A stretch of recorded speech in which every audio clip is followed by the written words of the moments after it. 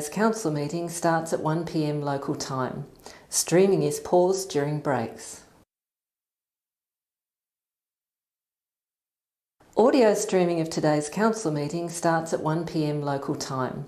Streaming is paused during breaks. Audio streaming of today's council meeting starts at 1 p.m. local time. Streaming is paused during breaks. Audio streaming of today's council meeting starts at 1 p.m. local time. Streaming is paused during breaks. Audio streaming of today's council meeting starts at 1 p.m. local time. Streaming is paused during breaks.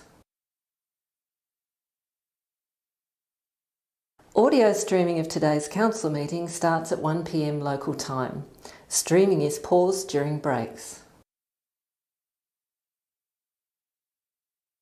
Audio streaming of today's council meeting starts at 1 p.m. local time.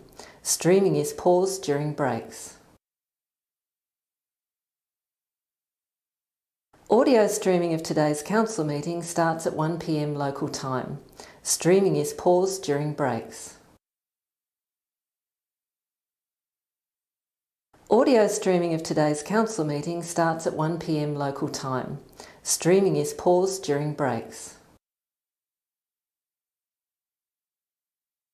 Audio streaming of today's council meeting starts at 1 p.m. local time.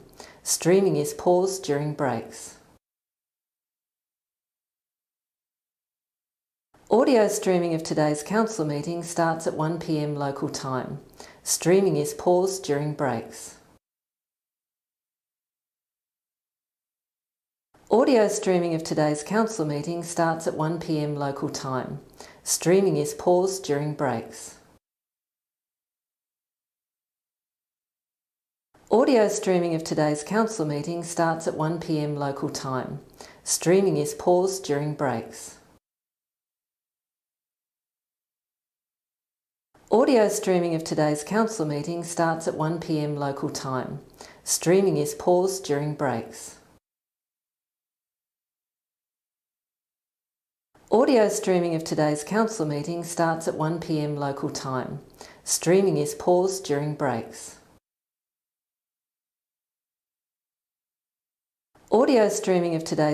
meeting starts at 1 p.m. local time. Streaming is paused during breaks. Audio streaming of today's council meeting starts at 1 p.m. local time. Streaming is paused during breaks. Audio streaming of today's council meeting starts at 1 p.m. local time. Streaming is paused during breaks. Audio streaming of today's council meeting starts at 1 p.m. local time. Streaming is paused during breaks.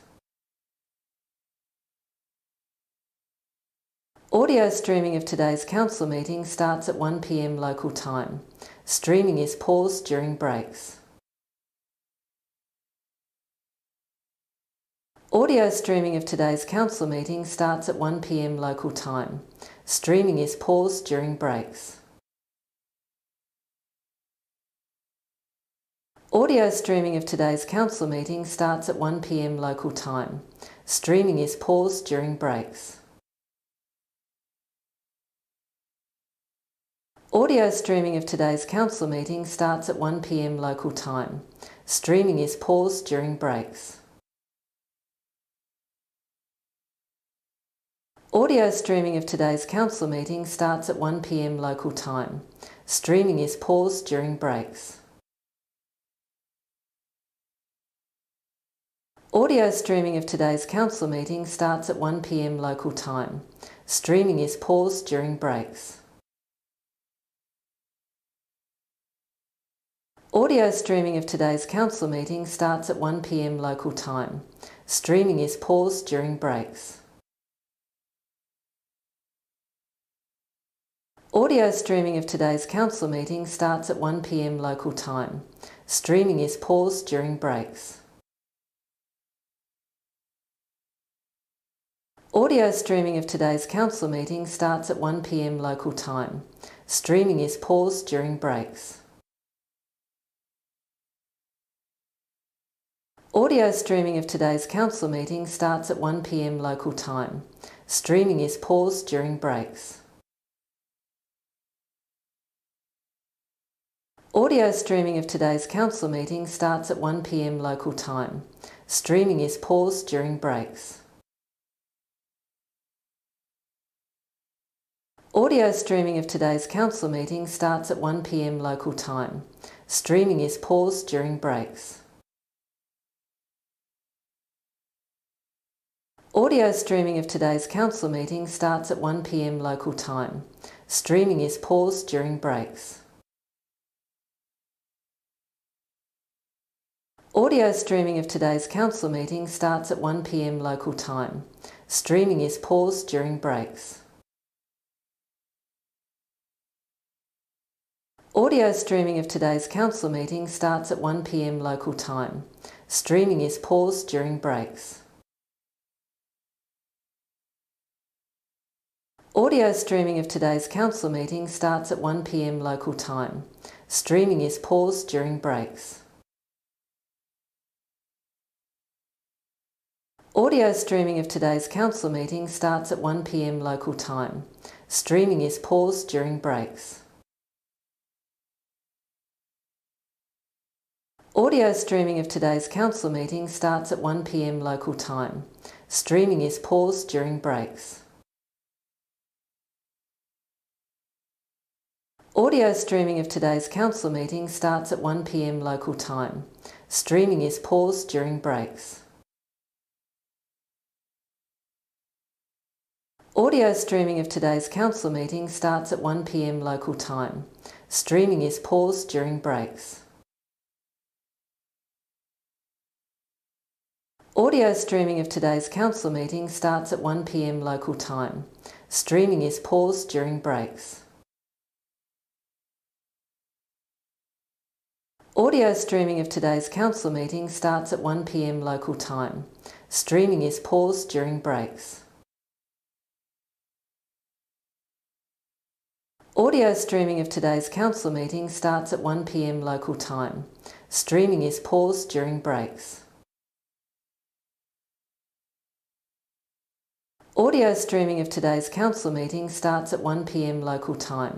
Streaming is paused during breaks. Audio streaming of today's council meeting starts at 1 p.m. local time. Streaming is paused during breaks. Audio streaming of today's council meeting starts at 1 p.m. local time. Streaming is paused during breaks. Audio streaming of today's council meeting starts at 1 p.m. local time. Streaming is paused during breaks. Audio streaming of today's council meeting starts at 1 p.m. local time. Streaming is paused during breaks. Audio streaming of today's council meeting starts at 1 p.m. local time. Streaming is paused during breaks. Audio streaming of today's council meeting starts at 1 p.m. local time. Streaming is paused during breaks. Audio streaming of today's council meeting starts at 1 p.m. local time. Streaming is paused during breaks. Audio streaming of today's council meeting starts at 1 p.m. local time. Streaming is paused during breaks. Audio streaming of today's council meeting starts at 1 p.m. local time. Streaming is paused during breaks. Audio streaming of today's council meeting starts at 1 p.m. local time. Streaming is paused during breaks. Audio streaming of today's council meeting starts at 1 p.m. local time. Streaming is paused during breaks. Audio streaming of today's council meeting starts at 1 p.m. local time. Streaming is paused during breaks. Audio streaming of today's council meeting starts at 1 p.m. local time. Streaming is paused during breaks. Audio streaming of today's council meeting starts at 1 p.m. local time. Streaming is paused during breaks. Audio streaming of today's council meeting starts at 1 p.m. local time. Streaming is paused during breaks. Audio streaming of today's council meeting starts at 1 p.m. local time. Streaming is paused during breaks.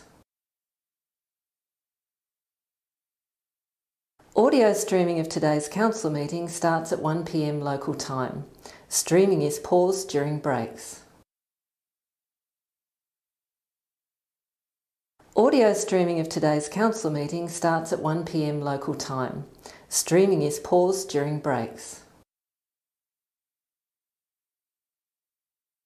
Audio streaming of today's council meeting starts at 1 p.m. local time. Streaming is paused during breaks. Audio streaming of today's council meeting starts at 1 p.m. local time. Streaming is paused during breaks.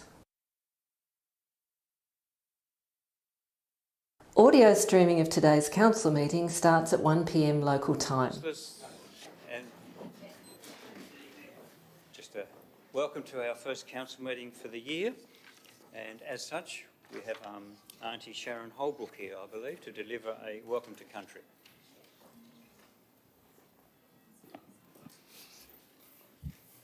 Hi everyone. Yapalingana Madathina Pakana. Welcome to Aboriginal land. I welcome you all here today as I pay my respects to our elders, past, present and into the future. I acknowledge the survival and strengths of all Aboriginal people, our grandmothers, our grandfathers and all our ancestors who have gone before us, and welcome you all here to this land whose foundations are forever in the skies and the seas of Lutruwita. As we enter a new decade, may we all be safe and well.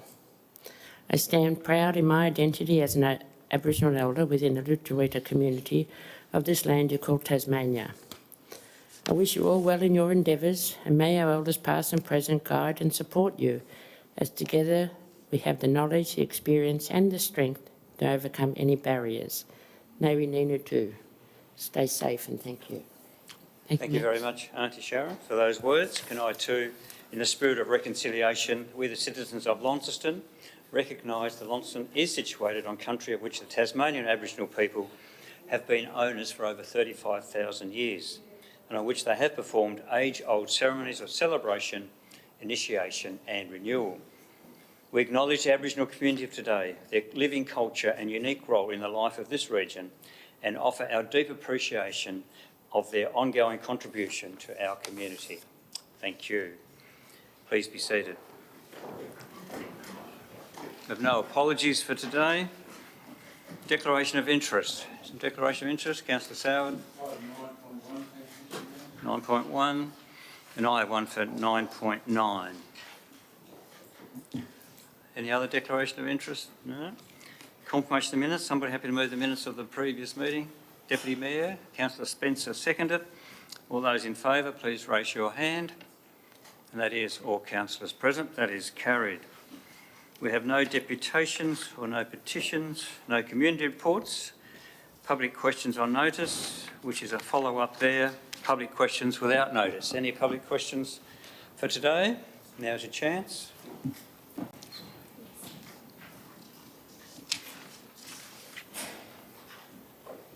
Hello, Mr Mayor, councillors. My question is, does the council have any plans for Waverley Road, given the amount of traffic, both pedestrian and double B vehicles that are using it at the moment? As I was told some years ago that when development was to take place behind my house, that there'd be something considered then. Yeah, look, there would be a lot of detail, and I can't give you the detail now, but we can take that on notice, but also offer you the chance to come into our planning team and to talk one of the planners, and they can go through that with you. So if you're happy to ring council and ask for one of the planning team, and they will obviously go through it and show you what any plans are that are there. Thank you. Thank you.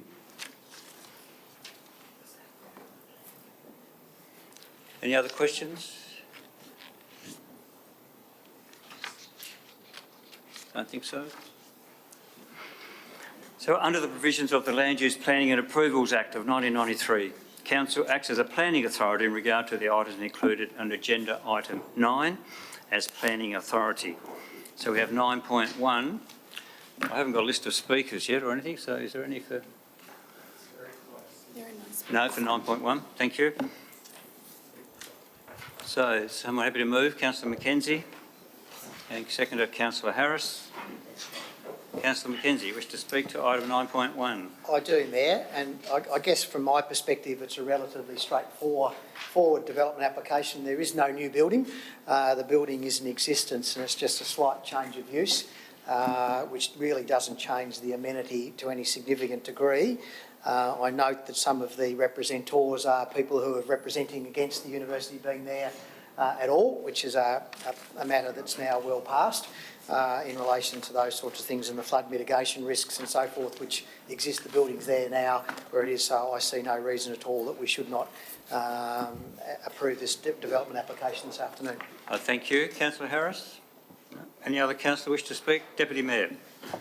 I think it's important for clarity, Mayor, to note that the advertised plans showed a new crossover on Forster Street and that has since been removed from the proposal. And also there was reference to the removal of a tree, and that too has been since removed from the plans because the applicant had not identified the reserve on the permit application form. I think that's important. A couple of people have mentioned those things in the representations and indeed to me in passing, and I think for clarity it's important to highlight that. After all, this is the change of use and minor modifications to the structure, and I believe should be supported by everyone around the table today. Thank you. I've just been given a list of people wanting to speak, and I noticed there's a Doug Fotheringham that was wishing to speak to this item. Sorry? Doesn't want to speak? What's on the list? No? That's okay. Cool. Just checking because it's on my list. So. Cool. Anyway, other councillors wish to speak? Councillor McKenzie, wish to close? Just acknowledging the comments made by the Deputy Mayor. I think that's quite relevant, so I took them as being read on the basis that they were in the development application. I'll put the motion. Those in favour, please raise your hand. Those against? There's 2 against, the rest are 4. The motion is carried. Go on to 9.2. We do have some speakers for 9.2. Helen Johnston.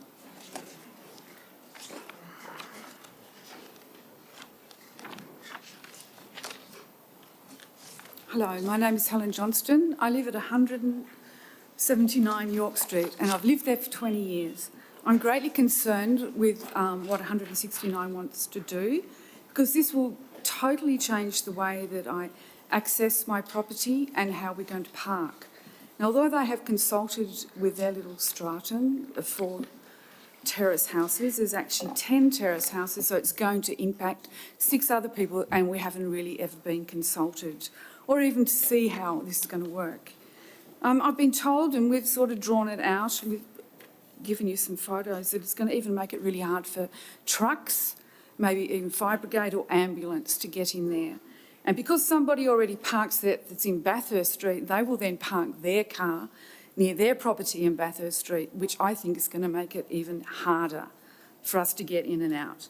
Some years ago, even getting out as it has now, I wiped out the side of my car, and I think this is just going to get worse. So I need this sort of resolved in some sort of way. I think that's all I need to say. So please, put a lot of thought into it. Good. Thank you. Thank you. Elizabeth Farquhar.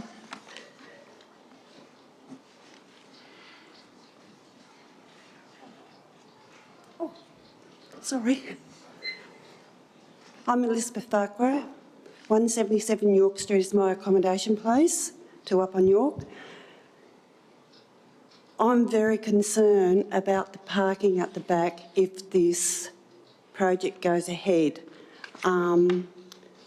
It's very, very tight there for parking at the moment, and if someone has an accident, we need an ambulance or a fire brigade to come around the back. If this project goes ahead, well, you might as well say a whole lot of the terraces would burn down because they're made of, in the 1920s, timber.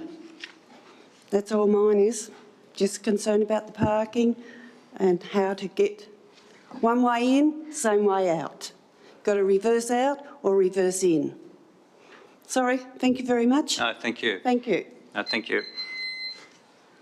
Teresa Hatton.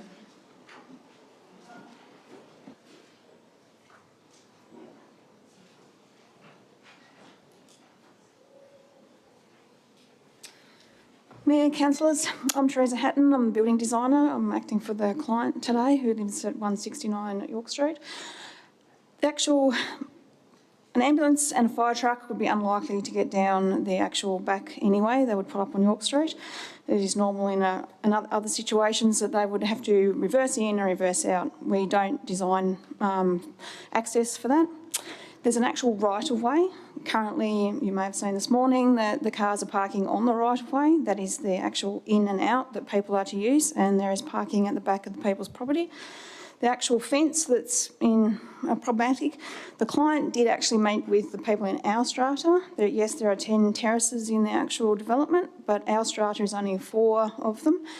And prior to Christmas, they held a strata meeting to talk about it, and they agreed that they could put up the fence temporarily to see how it impacted on everybody. But obviously that wasn't relayed to everybody in the remaining 10 houses. So the client is happy to deal with that, although that's got nothing to do with the actual planning permit that we've put in. Our planning permit is to have my client live on the top storey, be able to rent out the bottom storey, and to have a private backyard. Thank you. Thank you. And that's all the speakers I have. There's no other speakers for that item. So 9.2. Someone happy to move? Move Councillor McKenzie, seconded Councillor Finlay. Wish to speak to it, Councillor McKenzie? I would, but before I speak to it, I could just ask a question, because I guess the fence is the thing that continues to trouble me. I didn't get on the trip this morning. I'm just explain to me the fence that's being built. Is that being built on the right of way or on land that is owned by the proponent?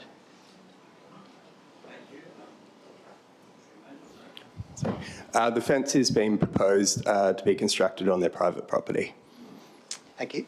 So I guess from that perspective... You wish to speak now? Yeah, I do now wish to speak. Thank you. On that perspective, the reality of it is private land which has the ability to have a fence on it.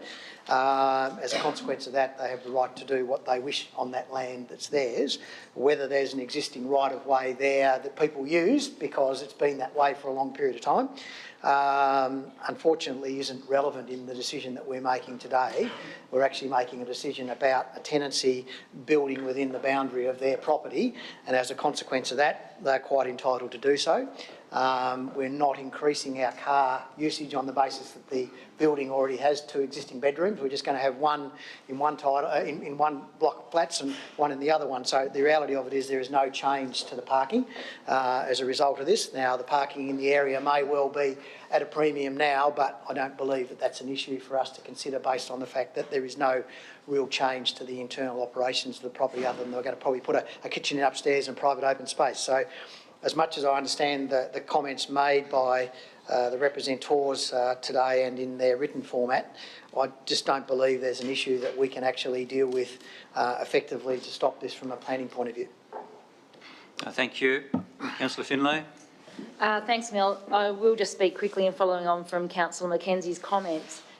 You can understand from looking at the site and looking at the pictures that when something has been in situation for a really long time, there's presumed public space and access, and in fact the titles of these properties extend beyond where the current use occurs. So it feels like the fence is being pushed out into public space, but the confirmation that the title actually progresses that far, that it is a fence to the title, and then the right-of-way exists for the purpose of use, whether people are parking there or not, and whether that changes the way that they can access and egress from their own properties.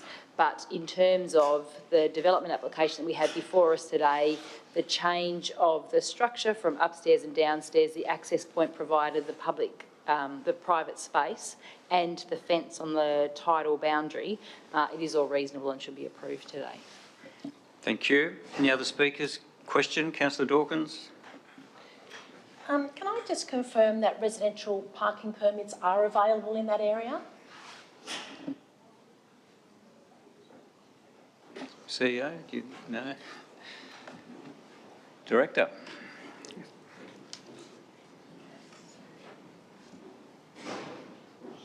Does this work? No, not yet.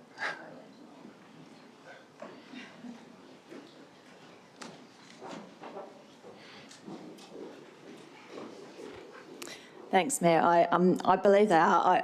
I wasn't given pre-warning of that question, so I didn't have a chance to confirm that before, but I understand that residential parking permits are available, as well as obviously there are some unrestricted parking areas in the immediate vicinity. Yep, thank you. Any other questions or speakers? Councillor Walker, to speak? Wish to speak, Mayor, thank you. Thank you. And I wish to rise to sympathise with those who have put in representations today, because as Councillor Finlay also pointed out, that when you're used to arrangements in your own neck of the woods, it's quite, troubling when you realise that that's going to change and there's probably not much you can do about it. We are talking about someone's private land that they're developing. People parking on that right-of-way, essentially they shouldn't be parking on that right-of-way. At the moment, there's enough room for cars to get past that, so it hasn't caused a problem. After this construction takes place, that will cause a problem and people won't be able to park there. I suppose all I can say is that that means there's going to be a new equilibrium created. There still will be parking areas that you could park along that right-of-way further into the property, and I presume most people would park behind their property, which would, naturally find, their own place to park, and that is going to be upset and a new equilibrium will have to be created. So I suppose all I can say to those who put in representations is to have those discussions with your neighbours. I'm sure you have, and you have at the strata level as well, but now, that's a new conversation. I understand that those 4 properties all have land at the back of their property that they can develop, and they may choose to do so in the future, and that would again add further burdens. So yeah, I just encourage people to have those conversations. Parking in the inner city is never going to be easy. It has been easy there by the looks of it. I've never seen down that laneway before, and it's quite a nice little area. It's a shame that these things have to change, but when it is private land, it's very hard to find a reason why someone cannot develop their own land. Thank you, Mayor. Thank you. Any other speakers, questions? Deputy Mayor speaking. Just briefly, Mayor, just to say, obviously it could seem from the representator's perspective, and indeed people who are looking at this from a simplistic view, that it seems crazy that the council is not able, under the planning scheme, to, I guess, assess or look at the way that a fence might, into the future, impact on the manoeuvrability of cars to access the properties that are next door to 169, and that's further, I guess, complicated when, there's a for sale sign and people are unsure of what indeed is happening at the site. But I just remind the representatives, as has been mentioned by everyone around the table, of the 3 discretions that we're being asked to consider today, and that is through the planning scheme what it is that we have to assess and make the decision on with regard to those 3 discretions, and unfortunately the fence does not form part of that. Thank you. Any other speakers? Councillor Mackenzie, wish to close? I'll put the motion. Those in favour, please raise your hand. And that is all councillors present. That is carried. Go to 9.3. We do have some speakers for 9.3. Nathan Rawnsley.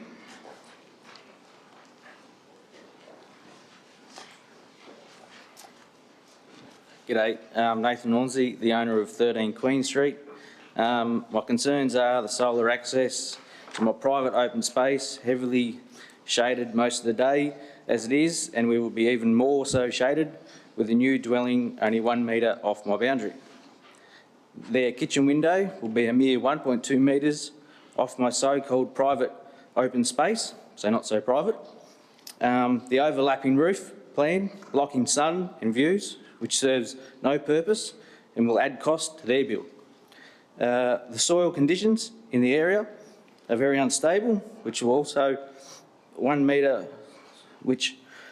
requires 1 metre of paved area at minimum off the structural walls, which will have an impact to my boundary wall. We are concerned that there are not sufficient conditions in the recommendations to secure that the build will be structurally stable and reduce impacts on the existing neighbours. Until such conditions have been included, we request the development be refused. Thank you. Thank you. Stephen Morrison.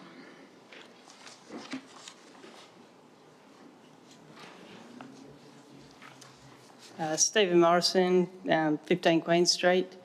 Mayor, Deputy Mayor and councillors, thank you for the opportunity to speak today. As the owner of the proposed development, I'd like to start by saying in a block that's small, narrow, where you've got to build 1.5 metres habitable space, and in a neighbourhood where houses are close together, there is always going to be challenges. However, we feel we've considered all these challenges and have an application that is reasonable for the block as outlined in the recommendation. When we received the representations, we haven't put our heads in the sand and waited for this meeting. We've been proactively trying to satisfy as many representations as possible.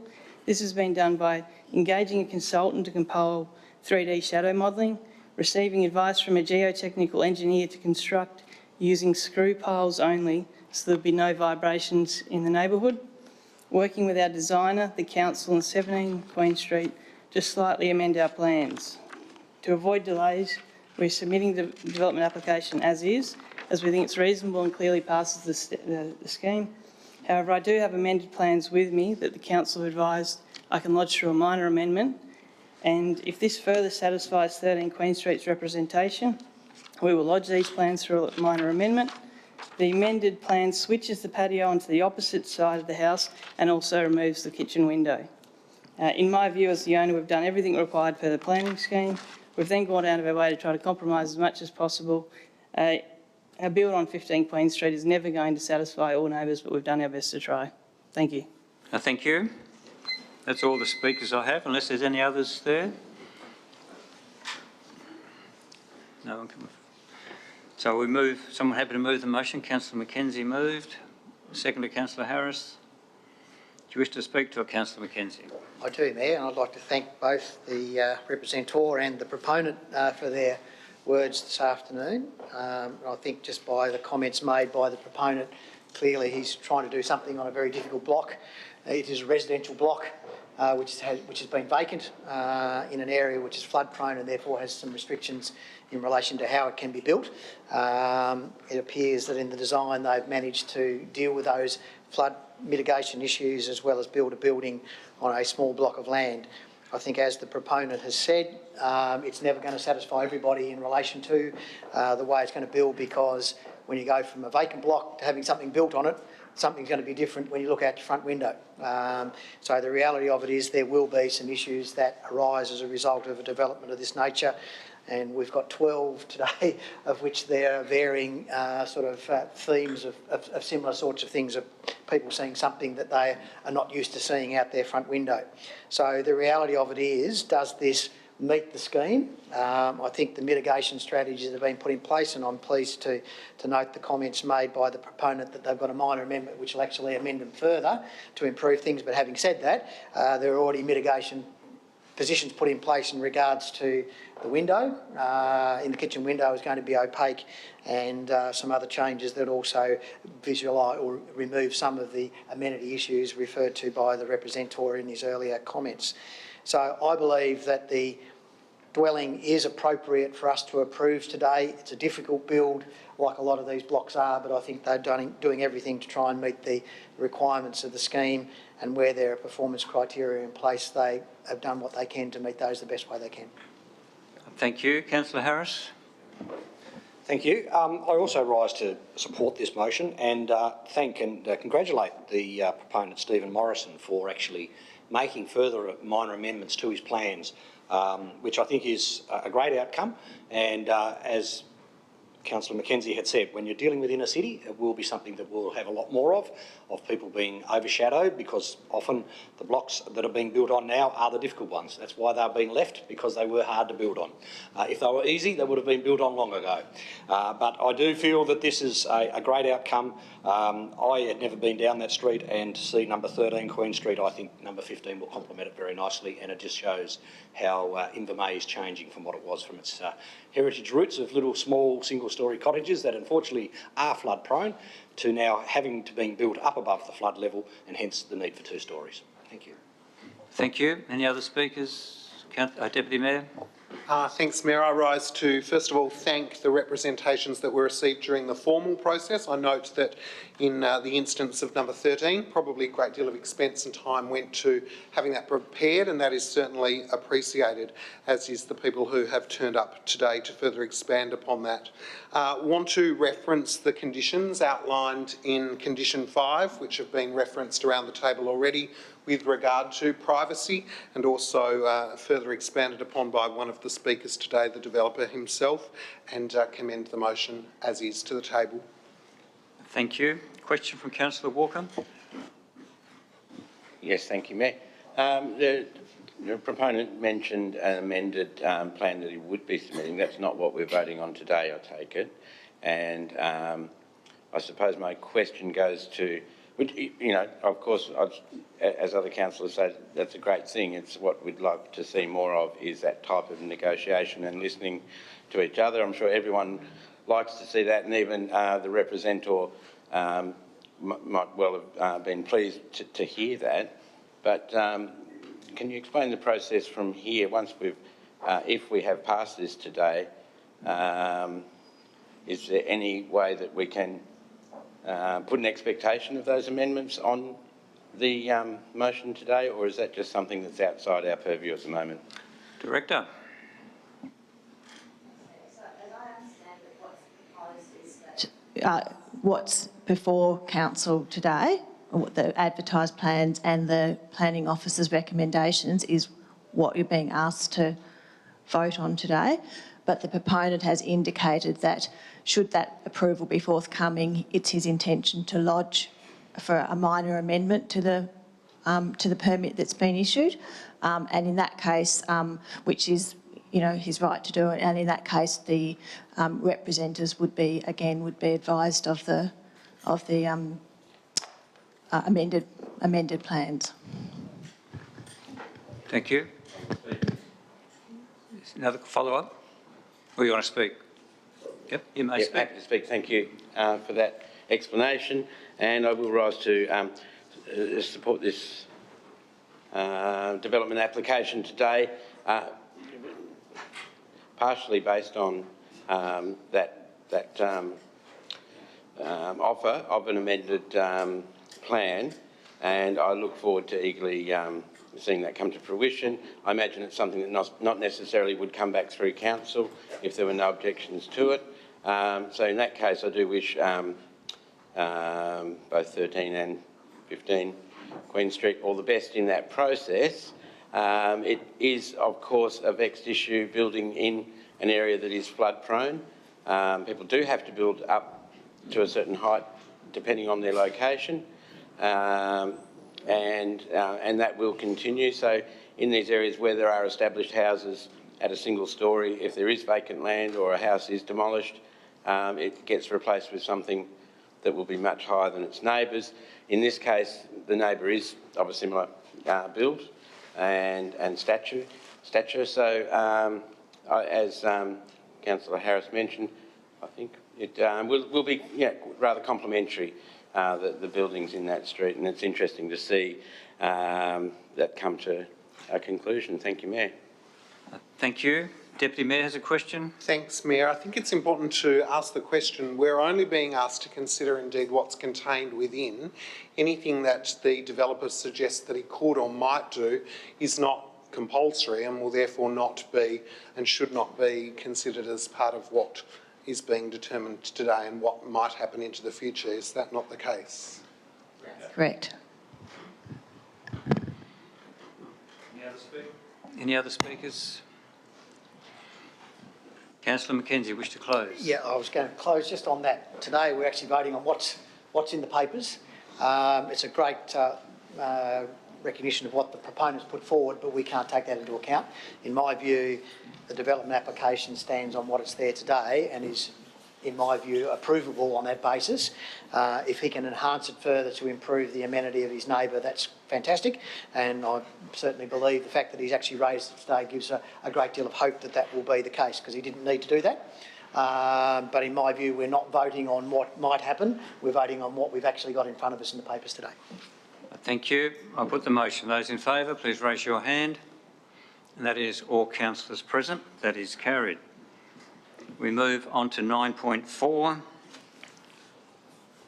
We have no speakers for 9.4, as I understand it. Moved by the Deputy, seconded by Councillor Dawkins. Do you wish to speak to it, Deputy Mayor?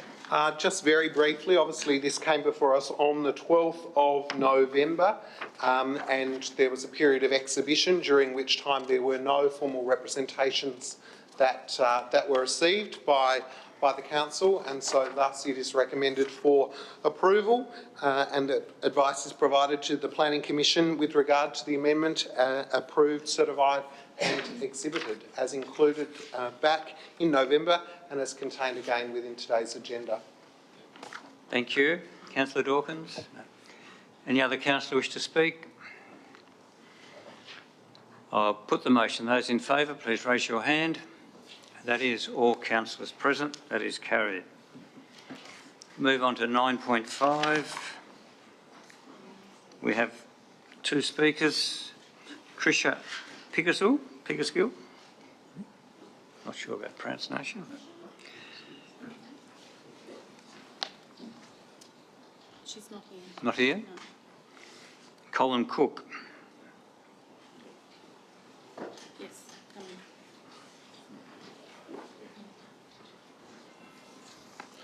Mayor, councillors, thanks for hearing me today.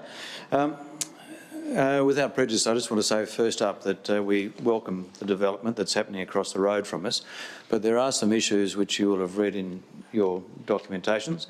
One, and most importantly and very selfishly, is on our side where we're going to be severely impacted by vehicles that are parked right opposite our driveway, and when that happens we don't have access to our premises, or at least our tenants don't.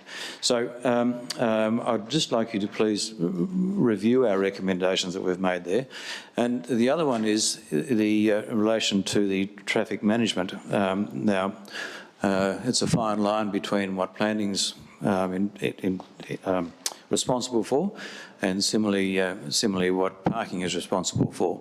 So I do understand that. However, there's some major issues with the narrowness of the road.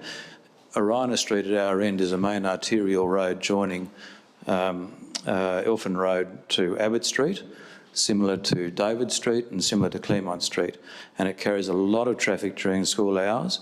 It also has a lot of issues around the garbage collection with the huge trucks that do a great job, but it's a very narrow little road, and 50% of the time the garbage is not collected in that street because the arm on the truck can't reach over and grab the bins, and so all the bins, 50% of them at least, are bypassed generally on a rubbish day. So my question is around how we're going to manage the traffic, given there's going to be a major development right across the road from our driveway. So in summary, we don't want to see any impact allowing us to, which will prevent us accessing our property and exiting our property from that road, and we want to see safety around those huge trucks. And I have made some recommendations there. You don't have to adopt any of them, of course, but they help. Thank you. Your time is up. Thank you. That's all the speakers I have for item 9.5. There's no others coming forward. No. Someone happy to move 9.5? Councillor Mackenzie moved. Seconded, Councillor Harris. Do you wish to speak to a question? Councillor Soward. Thanks, Mayor. And it's probably just timely that Mr Cook's provided us that information, and whilst it's a small thing, it's an important thing. Can we just follow up those remarks regarding rubbish collection? Just very important if that's impacting and it's being missed every half it's being missed. Yep, it's noted. I'm sure the staff will follow that up. Thank you. Councillor Mackenzie. Before I speak, Mayor, I'd just like to ask a question just on that first matter regarding the egress of the property on the other side of the road. Could the council officer address how that will be managed? Who's going to answer? Director? Oh, General Manager. Got to get it right. You just go to the microphone. The property on the other side of the road, how we manage that in regards to ensuring that the users on the other side of the road actually have access to the road. I think Mr Cook's suggesting that there's going to be problems there for them. It's not part of this, though. You should take it as Are you referring about access during construction? Post-construction, well, both. Well, the development assessment process includes what's going to happen once it's finished. Yeah. And so it's going to have a single access and the crossover is going to be extended. So they're going to be able to access the side, but they're going to have to egress they're going to have to reverse the way out of the site. During the construction process, I'm not aware of exactly how that's going to work, and it's not a planning matter. Not necessarily. So I'm not aware of what the regulations are for the building code. right. Thank you. General Manager wishes to comment. Oh, have I got it right or wrong? Thanks, Mayor. Just the construction, during the construction phase, if the builders need to block access in any way, they actually need to submit a plan to our infrastructure team as to how they're going to manage that. If they're going to in any way impede the access on that street, in other words, using any spaces that aren't already occupied by vehicles. Thank you. Deputy Mayor's question. Thank you, Mayor. So in other instances, particularly in East Launceston, we've been, I guess, a little more prepared for that instance, and we've noted, and particularly in one-way streets or streets that are difficult to navigate, we've insisted on a traffic management plan being delivered. In some instances, we've even asked for it to be brought back to the council. I remember in one instance in a tight East Launceston street. So notwithstanding what the planner said during construction, they're not aware. What can we do today to be preemptive of the fact that it's a one-way street that's very narrow, that we've heard has lots of challenges, that we'd like to see the neighbours be able to enjoy and work with the developer so as to minimise disruption with traffic and car parking? Thank you. General Manager.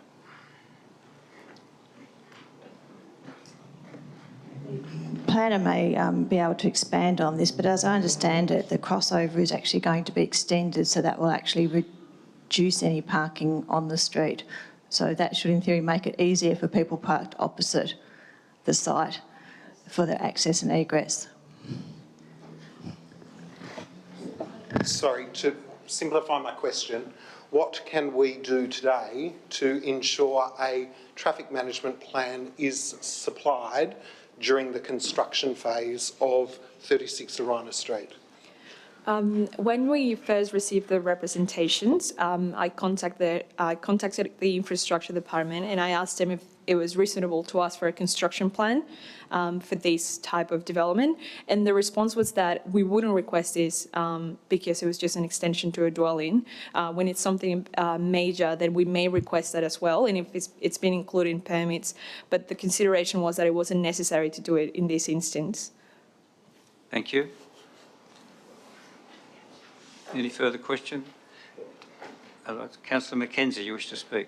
I do, Mayor. Look, having lived in that area for 30-odd years, or 40-odd years probably, and having egressed up and down Arina Street regularly on foot and on car, and knowing the level of traffic that goes through Arina Street, particularly on school drop-off and pick-up. It's an extremely busy street, and the particular area that is being asked to be developed is the most difficult bit of street in Launceston almost, I think, because of the amount of traffic that goes through there. Having said that, I applaud the proponent for wanting to do something and I think actually improve the circumstance after the development.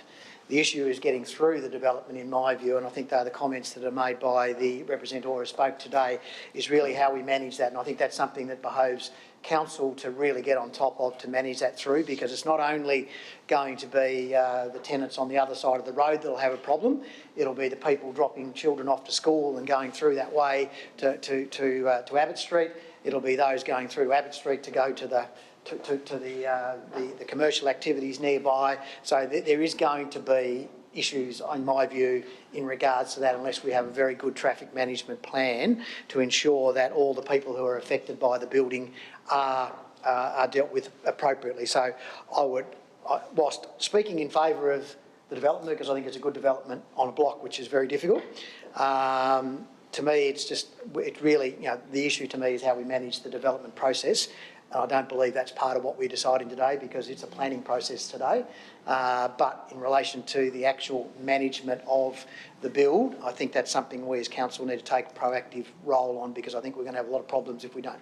So I am speaking in favour of the development as the Planning Act suggests we do, because this is the planning matter. The actual development matter is another matter which needs to be dealt with separately to this, but I think they are inextricably linked. Thank you. Councillor Harris. Thank you. I'll perhaps just read from the attachment 4 from My Build that says they've recognised the problems about this, and their very first job will in fact be, in blunt terms, knocking down the garage and building the off-street parking. So I think that will make the time period that would be a problem perhaps less so, as well as providing a project plan so that others would be aware of when trades and stuff would be on site and what they'd be doing at certain times during the whole process. Because looking at it, it would be a particularly difficult backyard to access, and I was wondering how they were going to crane a binny digger over the top when they're today, because there doesn't really seem to be any other access to that rear area of the block where they plan to do further extensions down the block. So I wish the builders good luck, but this is in fact a good outcome for that particular site and should be supported. The old garage is literally falling down and in fact unusable in its current process. The house is clearly small in its current setup, and a rejuvenation with an extension that's sympathetic and in this case not going up in the air but in fact going down the block should be supported by all around the table. Thank you. Thank you. Any other speakers? Councillor Walker. Thank you, Mayor. Yeah, and I am a little surprised that it wasn't mentioned before Councillor Harris then that there will be that small car park in the front of the yard, and that will be one of the first things that's attended to. One would presume that would be an integral part of their plans. We can only presume that they would be using that space to load and unload equipment and supplies. Having said that, we've all seen building sites where there's more than one vehicle, there's sometimes trucks, there's sometimes earth-moving equipment, all sorts of things. We can all well understand the concerns of people who live in that street, and especially the opposite neighbour. But yes, having said that, when you look at the plans, you'd have to say that this is a really well thought out development that will have a minimal change ultimately when it's complete. If it's approved today, I shouldn't presume that it will be. And even I think the neighbours are sort of acknowledging that, which is good. Yeah, I do wish them well. It would be great if we could make some of our higgledy-piggledy streets a little bit more accessible. I could name quite a few that I've also lived in too, Councillor Mackenzie, and not that I've had no garbage collection as a result of that, but nonetheless, all sorts of issues that arise from living in, those sort of situations that no longer cater for modern life and so forth. So, yeah, I do rise to support this development, and I wish them all the best, and hopefully they are very aware themselves as they build this, of the demands that are on such a narrow street. And for those parents listening who do the school run, you might wish to think about an alternative route over the next few months. Thank you, Mayor. Thank you. Any other speakers? Councillor Mackenzie, wish to close?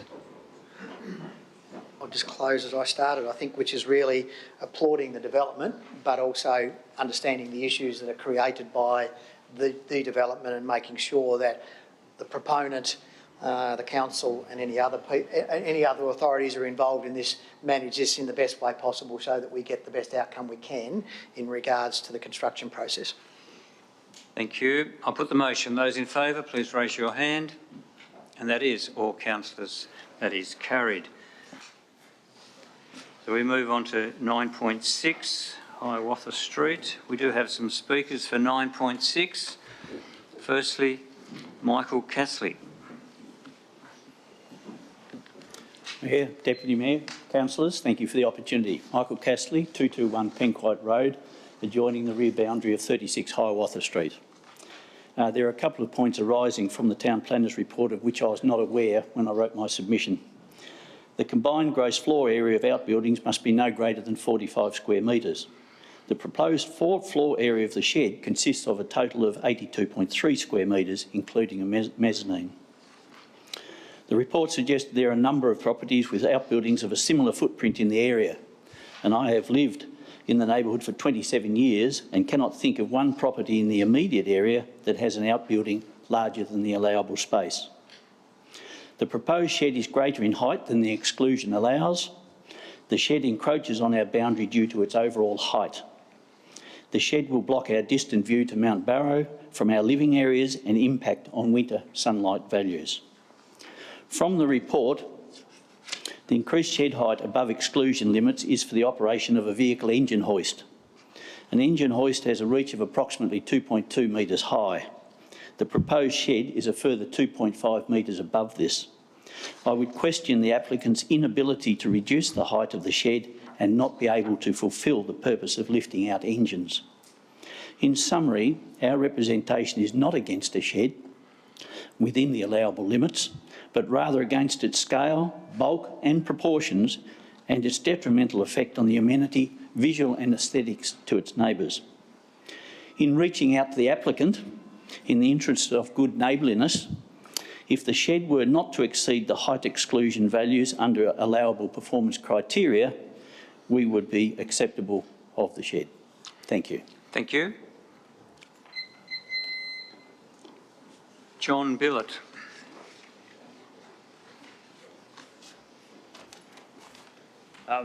Mr Mayor, well, close enough, councillors.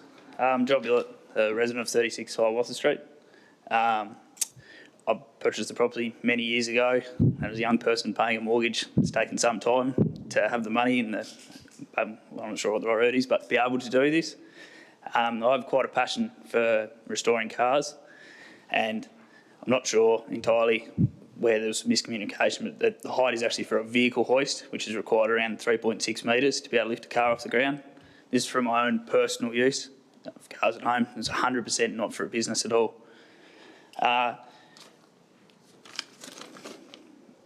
After speaking with experts, geotas, other geotechnics, this is the only suitable site on my property for such a building due to some landslip hazard risks. And so that was deemed to be the most suitable location. Again, it is just a shed for me to follow my passion. Storage and restoration of cars is not for anything else. After meeting on site with our senior planner, Catherine, we've engaged with some shading reports, which was Mr Castley, resident of 221's main concern of shading, which we've proven it will not. We've read through her report as a senior planner and respect her advice that this should be recommended for approval, and are happy to consider a few other things as listed in the report in terms of colour to help with the visual impact to our neighbours. And I think that's about it. Thank you. That's all the speakers I have for 9.6.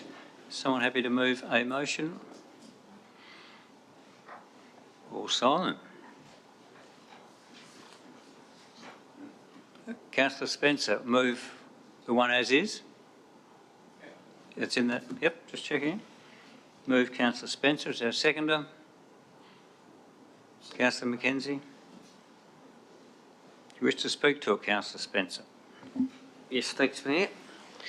I went out there and looked at that place today. My main passion is restoring cars too. I've got a large shed on my property. I've been there 13 years. I've worked on 12 or 15 cars. I've never had one complaint, and I've never had no noise issues. One thing I've noticed, I asked a question about this property. These brick walls will be core filled, which will stop any noise escaping the property. And as far as the shade problems with the back property, there shouldn't be no shade according to the reports. The issue about the height is a little bit concerning for me, but you do need 3.5 to 4 metres for a hoist, and I will support this today. Thank you. Thank you. Councillor Mackenzie. Thanks, Mayor. This is one that's concerned me for a few days, or more than a few days, or since I've read it, on the basis of the bulk in regards to the property. Listening to the proponent and to the representor, it causes me further concern in regards to it. I mean, again, unfortunately, visual amenity isn't something that we can take into account on the basis that that's not part of the planning scheme. The reality of it is we've got a building which is being built outside of agreed specifications.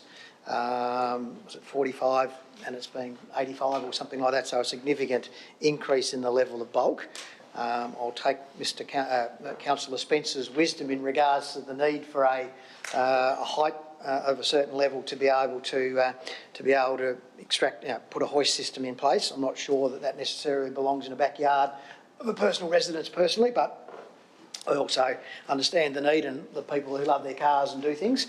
But ultimately, if they can go about their business without impacting upon their neighbours, then that's okay. Your comments about noise, I don't think are the issues that are being raised. It's the visual bulk, I think, is the major issue that people are seeing on their boundary, where they see a building which is double the size of what the allowable limit prior to performance criteria being taken into account. So I'm somewhat, I guess, concerned in relation to that aspect of it. I understand from the proponent the compatibility ain't going to work on a size basis if he needs the 3.5 to be able to build a shed that has a hoist in it. But I'm not sure that convinces me that that's something we should be allowing in a residential area. So I'll be interested to see what other people have to say, but at the moment I'm probably swayed to refusal. Thank you. Any other speakers? Councillor Dakey. Sorry, thank you, Mayor. Just working out if I was going to speak or not. Just following up on Councillor Mackenzie, and I think the speaker, Mr. Michael Castley's said it best. The shed's too big, it's too tall. If you want a tall, big shed, which we're all entitled to have, I think it needs to be built in an appropriately zoned property. If it's not appropriately zoned property for that size building, at the very least find a suitable location within your property that it can be built and not have the impacts of the neighbours. So on that basis, I won't be supporting you. Thank you. Any other speakers? Councillor Harris. Yes, like the proponent, and Councillor Spencer, I also enjoy cars, and to have a hoist in your shed in your backyard would in fact be very top notch. But I also I am unable to support this development application as it stands, simply because it is too big. Reading the plans show that the back wall adjoining Michael Castley's place from Penquote Road will in fact be 4.1 metres tall, and to help us all understand that, that's probably to the top of the little point above the clock, and that's right on his boundary. And it goes up to 4.9. So just to help you understand, that's a pretty big shed, and as such, probably does not belong in that particular area. Unfortunately, he has a lovely place on the lower side of his property where he could have built it, but that's right on the landslip. And unfortunately, if he did build it there, it'd probably slip down the hill into the railway line. So it's just an unfortunate thing. He either has to make one of two decisions. Build a lower profile shed, which might be something that might be 2.5, 3 metres tall at the back, which won't be as tall, won't allow his lift to go in it, or he finds another property under which he wants to develop such a lovely garage that he wants to do for himself. I've not been concerned about the noise component, which is what I think he perhaps anticipated as being worried about, that the building might be used for business purposes. I take him at his word that it is in fact just residential, but I just don't think that's the right shed in the right place. So I'll be voting against it, and will perhaps foreshadow a motion that I have requested a refusal motion for this development application should it fail on the original DA fail on the floor here today. Thank you. Yep, thank you. Question from Councillor Finlay. I'm sorry, I'm going through my papers trying to find the height that the exclusion allows. At the moment, there's a concern around height, and obviously this has reasonably been approved for recommendation, but the point at which height becomes a discretion is?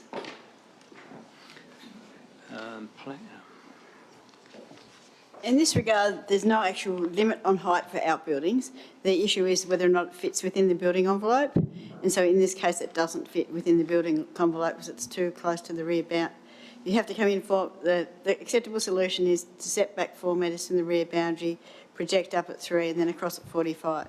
So it's too high in relation to the building envelope, not literally the height of the shed. Thank you. Councillor Dawkins, wish to speak? I think we're being asked to accept too much latitude within the performance criteria here. I think, like other councillors, I'm very concerned about the bulk and size and the inappropriateness of this development within this building envelope. So I will not be supporting it today. Thank you. Councillor Finlay? I will speak to this one, thank you, Mayor. And as Councillor Mackenzie and others have indicated, the time for us that we get tricky requests for tricky decisions is when things are complex, and this is in my mind, a borderline application for us in terms of what is reasonable in the scheme. And it's unfortunate because when someone has a hobby and they would like to do it on site, the property doesn't always provide for that. And one of the things that I remember very early on being told about planning is that when we're making a decision for a property, it's on that property until it gets changed. And so we're not actually making a decision for the person, but we're making a decision for the property. We're making a decision for the impact around the neighbouring properties. And so, interestingly for me, having heard and understood the concerns of the representatives that neighbour this site, I'm actually also concerned for the existing property on the site, that a simple step outside the back door, although there is property to the south, perhaps, is it? That you are straight into another outbuilding. And so I'm not sure that reasonable regard is also given for the amenity of the property on the site for the outbuilding to be developed. Not everyone is in a situation where they're able to enjoy to undertake their hobbies on site, and a lot of people find places that are appropriate to be able to do that. I think, having heard speakers around the table today, I also feel that the extension of reasonableness has gone too far in this case. I think it is borderline. If there were design amendments that could be done with amendments that could come back, there may be a solution here. But as presented at the moment, I think it's too far for the property to be reasonable and approved. Thank you. Any other speakers? Councillor Spencer, you wish to close? Yeah, blokes need a man cave, and this is what they call these places. You go in there with your mates, you work on your cars. It means a lot to us guys that love cars. Whether we can change something to make this happen away from the boundary, make the shed smaller, a little bit lower, it's up to the owner to come back to us. Thank you. Thank you. I'll put the motion forward. All those in favour? That's one. All those against? So that is lost. Councillor Harris, did you have an alternate motion? I do. The alternate motion has been circulated, I believe. Do you want me to read it all, or just to, for those in perhaps might be listening online? I think you better read it because others can't. Rightio. So the alternate motion is for residential construction of 2 outbuildings at 36 Hiawatha Street, Norwood, that in accordance with sections 51 and 57 of the Land Use Planning and Approvals Act 1993 and the Launceston Interim Planning Scheme of 2015, a permit be refused for DA 0538/2020, residential construction of 2 outbuildings at 36 Hiawatha Street, Norwood, on the following grounds. 1. Clause 10.4.2, setbacks and the building envelope for all dwellings, performance criteria P3. The proposed outbuilding encroaches on the building envelope requirements of A3. A2, in respect of height along the north-western side boundary and the height and setback along the south-western rear boundary. It will cause a loss of amenity by overshadowing impacts to the rear and so does not meet P3A1. It will impact the visual amenity of the properties to the side and to the rear due to the height and minimal setbacks and not meet P3A4. And item 2, clause 10.4.11, outbuilding swimming pools and fences performance criteria P1. The proposed floor area of the shed consists of 67.5 square metres at ground level, plus a further 48.83 metres of mezzanine, to a total of 116.33 metres squared, and exceeds the 45 square metre at A1.1. This results in the outbuilding unreasonably impacting on the character of the surrounding area and unable to meet the performance criteria. Thank you. So that is moved by Councillor Harris. Is there a seconder? Councillor Walker. Do you wish to speak to it further, Councillor Harris? No, I think it's just about all been said in the denying the previous motion. Thank you. Thank you. Councillor Walker. Thank you, Mayor. I will speak to it. And, I understand Councillor Spencer's point of view, although I would say that, women are, probably just as likely to want to have a space or a shed. It's really not just a man shed that we're talking about here. In this case it is, of course. And I would implore the proponent to, I suppose, I'm sure he possibly already has, but to think creatively about the space he has. It's understandable he wants a shed that size. I imagine you'd be able to fit 2 cars in there. You'd have the hoist, all those sort of things. I live on a small property. I don't even have room to park 1 car on my property, and I'd love to be able to, but I don't see the reality meeting my particular fantasy there.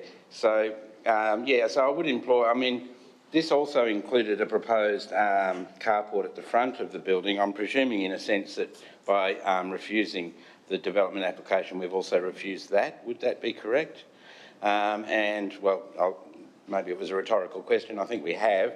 But that does mean that there is space around this house, just not space for a building of this footprint and of this height.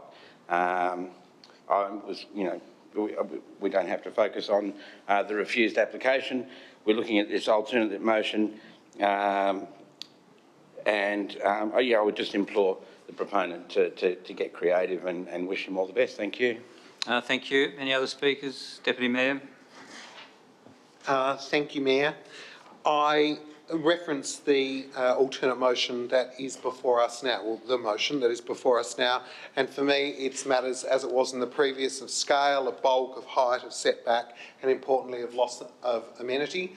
We've heard one of the representatives say that they are willing to compromise, and should the size and scale be reduced, they would effectively withdraw any future representations to the project. So I just hope that if this motion gets up today, that indeed an outbuilding, a shed that caters for perhaps some of the use that the developer wants to be able to achieve, could still be achieved by just working a little more closely within the envelope and taking into consideration the grounds of refusal that I expect may be passed today.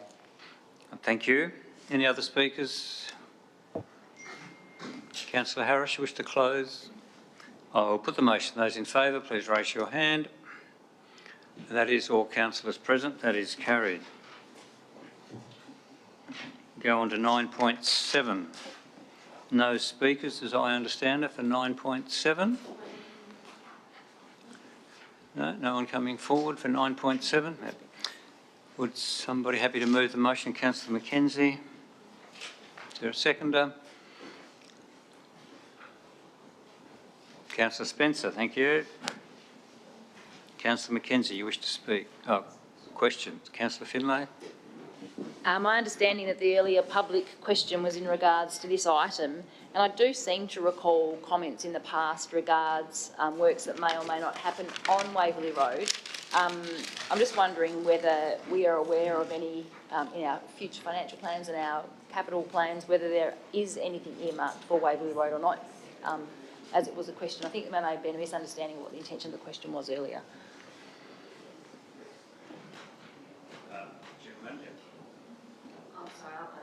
So that question, I don't have that information.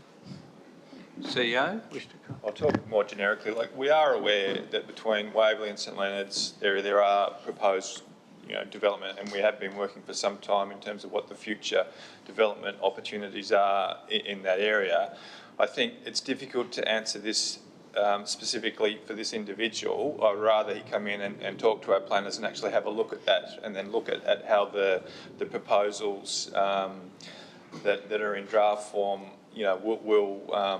will impact, if at all, this is property. Certainly won't impact this particular development. That was the reason for the answer, to ask that they come in and talk to us. But we will provide a response in the following council meeting. We just need to put some research into it and provide a specific response. So. Thank you. Thank you. Councillor Mackenzie. Question? Yeah. My question was just in relation to the scenic management issue that was raised in there. I think it says some trees were removed. Is that in breach of the scenic management code? And if so, has anything been done in regard to that? General Manager or Catherine? There had been some vegetation removed on the site, including weeds. The gentleman had done some works prior to the application being lodged, and the application is following enforcement action. I can't detail exactly which trees has been removed, but it is the intention of the developer to replant out with natives. That's what I've been told in discussion. Thank you. Deputy Mayor has a question. Thank you, Mayor. My question concerns the provision of the plans that in fact have accompanied the application. It seems to me that they are extremely basic, and I question whether or not the plans that would be required, should this not have been a retrospective application, if they'd indeed meet any of our guidelines or any rigour. I mean, they are basic, and that is a compliment. So could further explanation be provided in terms of, the rigour that surrounds the need for the plans as they've been provided? General Manager. Again, Kath may want to expand, but the plans are not advertised until the planner is satisfied that they're sufficient in order to be able to complete the assessment. Often, if the intent is not clear through the plans, then there will be a request for the plans to be revised or further clarification provided. In this case, the planner was satisfied that it was sufficient to enable the assessment to occur. Thank you. Catherine, do you want to add to that? So yes, in this case, there was limited information that came in, and I did struggle to get the information of the quality I did. There was a written explanation as well as the plans.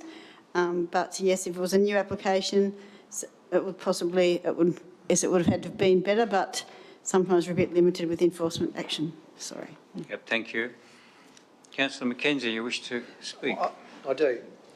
This is a retrospective application. I think there's a roadway of something like 165 metres, so not an insignificant road on a block of land. It seems to me the major issues that have been raised by the representatives are inundation and runoff from the block onto their block, and the mitigation strategies put in place by the proponent when they built the road. reading through the planner's assessment of the issue and the mitigating strategies are put in place, I believe that provided the mitigating strategies that are outlined by our planners in there are in fact put in place, that will mitigate the runoff and keep keep the water on the land or into our stormwater systems. I think there was talk about the area fill is wood chip to cover the path of the water. Our officers have responded in the basis of condition is imposed to make sure that the drain is installed around the tail of the batter to make sure that it's minimised the flow off onto other boundaries. So I believe what's put in place by our planners is appropriate. It's now a matter of making sure that that is in fact what happens and I guess policing that. Thank you. Councillor Spencer, you wish to speak? Any other councillor wish to speak? Deputy Mayor?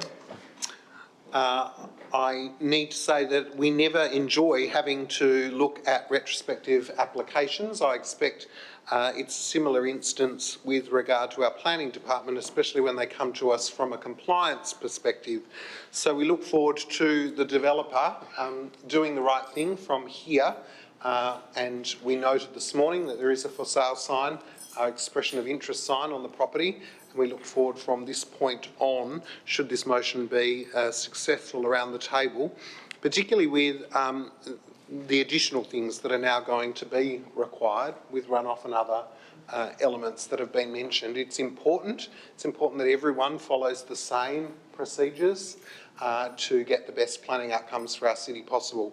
So would encourage those neighbours who have already communicated with council from a compliance perspective we'd thank them for that and continue to monitor this site, as I know our staff will do also. Thank you. Any other speakers? Councillor Mackenzie, wish to close? I'll put the motion. Those in favour, please raise your hand. And that is all councillors present. That is carried. We go on to 9.8. My understanding is there's no speakers for 9.8. So somebody happy to move the motion? Move Councillor Harris. Seconded Councillor Mackenzie. Councillor Harris, you wish to speak to it? Yes, thank you. Just wish to speak about the desirability of this particular subdivision. The land in question at the top of West Launceston has, when I was a child, was all bush. It's now been subdivided, and I remember when West Park Drive and Juliana Street were in fact first developed and killed off where a lot of us used to play. So to see this land developed as it is in a small 5-lot subdivision is in fact the evolution of what's happening around our city. The only concern that I had was that one of the lots was only just over 1,000 metres when the average lot should be in fact 1.5 hectares, but it meets the requirement because the average across all of the lots are in fact sufficient to meet the planning scheme. It will create 5 new lots. There will be in future, we'll create 6 new lots, but one of them is existing with a house on it at 30 Juliana Street. The other 5 lots will get built on over time and in fact add to the particular area of the city. And for those of you who've been out there looking for land, such subdivisions will in fact be very important. They are larger lots, and I think this is a great step forward for the city. The developer has been good to his neighbours where others have where one of them had a concern about his crossover, and that has been addressed and changed in the plans as well. So I think it's a good development, and I look forward to it being supported today. Thank you. Thank you. Councillor Mackenzie, wish to speak? Thanks, Mayor. Look, I think the major issues associated with this is change. In that people who live in West Park Drive have had reasonably benign activity in that area. And the fact that this has addressed Juliana Street is irrelevant to them because the reality is that the access to these properties will be off West Park Drive. So there are a number of concerns, and I think the major concerns are actually not about the planning. Sure, there's one block that's less than the 1.5 hectares, but that's explained as to how that's arrived at and why that's acceptable under the performance criteria. So I think overall the issues that I've heard back from the representors are really about the build phase, which is the next stage on, is ensuring that the amenity of those people who live in West Park Drive are not adversely impacted by traffic management poor practices in relation to dust and other disturbances that might occur in relation to their amenity while the build and the subdivision is actually taking place, and then beyond that when houses are constructed. The reality of it is those things are going to happen, and there is going to be some disturbance to those people's peace and quiet as they know it now as a result of it. It's just making sure that when we get to the building code and we get to the road building code that we're actually enforcing the environmental aspects that they're required to deal with. So I think that the proposal is fine. It's just really how they carry it out to make sure that they're the best neighbours they can be and deal with everything pursuant to the codes. Thank you. Any other speakers? Councillor Walker? More of a question about some of the issues that were raised in one of the representations regarding, I know the lot size has been addressed, but the wording there says that they must be greater than 1,500 metres, and I wonder how much discretion someone can have when it says something like that. And then they go on to say that the General Manager has provided written advice about the public stormwater system, and the General Manager's written advice has not yet been provided. I presume that has been provided now? Correct? Yes, thank you. So, I mean, and there's a couple of other points there too, which may also be pertinent. To do with the average traffic. I suppose because it's listed as not West Park Drive but Juliana Street, that could be somewhat obfuscated in that process. But I suppose it just comes down to when we're looking at these standards, and it says, and it uses a word like must. How do we, how do we have discretion over that, I suppose? Thank you. Question for...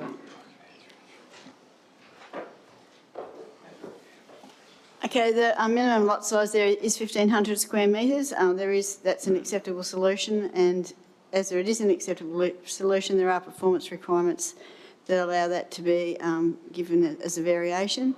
So as the next door adjacent lot is over 2,000 square metres, so the whole density of the subdivision does remain within the 1,500 square metre limit. They can still only have 4 houses on there. And this as well, in low density residential, there's the further provision that you need 1,500 square metres for a dwelling. So even though the lot is smaller, we've got a larger and a smaller lot, as the zone is low density, each block can still only have 1 house. So the variation in lots doesn't really, still maintains 4 houses. So, and the performance requirements are able to be addressed in this case. Thank you. Any other questions, or you want to speak? I will speak, thank you, Mayor. Yeah, and of course I agree that, there's demand for land within Launceston, within the city of Launceston. This is a good thing. I don't think it's going to put a particular, demand on the entrance to that area. And, yes, I can understand on an average level this, they do average out to larger lots. But I can understand the concerns of people when they read that and say, well, this doesn't comply. And I think that we have to be aware as a council that can create that consternation, I suppose. But in terms of impacts, I think that they will be minimal, and I'm sure that it won't be something that will concern people in the long term. So I will be supporting the development application. Thank you, Mayor. Thank you. Any other speakers? Councillor Harris, wish to close? Only briefly to say I made a mistake as I was talking at the start. There is in fact only 4 additional lots. It is a 5-lot subdivision with the current house on the first lot. So there's only now 4 vacant blocks to be built on. Thank you. Thank you. I'll put the motion. Those in favour, please raise your hand. And that is all councillors present. That is carried. So we go on to 9.9. So, Deputy, if you could now chair the meeting. Thank you, Mayor. So I have listed no speakers for 9.9, which is the case. Thank you very much. So looking for someone to move 9.96 Ross Avenue, Invermay. Thank you, Councillor Harris. Looking for a seconder. Councillor Spencer. Councillor Harris, do you wish to speak? I do. Thank you, Deputy Mayor. This is one of the a development application on a larger block at Invermay that is above the flood zone. So they didn't actually have to build a two-storey house on this one to meet the flood zone conditions, I believe, but they have chosen to do so. This is something where we'll see a lot of in the future, I believe, where a existing residential area where house blocks are a suitable size and the backyards are big enough with a clear access, people will want to maximise the return on their investment of the property. And so people will buy blocks like, or as this house was, the house was well towards the front, there was plenty of room at the back for them to develop a second property in the rear to sell it off. It's been going on in Sydney and Melbourne for well on 30 or 40 years, and it is something that as our population grows, we will find it will happen more and more. Initially, it is change, and as previous speakers have said, with other development applications, it is the shock of change that will be more the problem for the residents locally than anything else. But this is a well-designed building. It meets most of the planning scheme that you would expect it to meet. There is no great exemptions being asked of us in this particular case, and I think it will make a good development. It probably won't be common in that street. The housing may not support it with other people doing it, but we'll certainly see a lot more of it.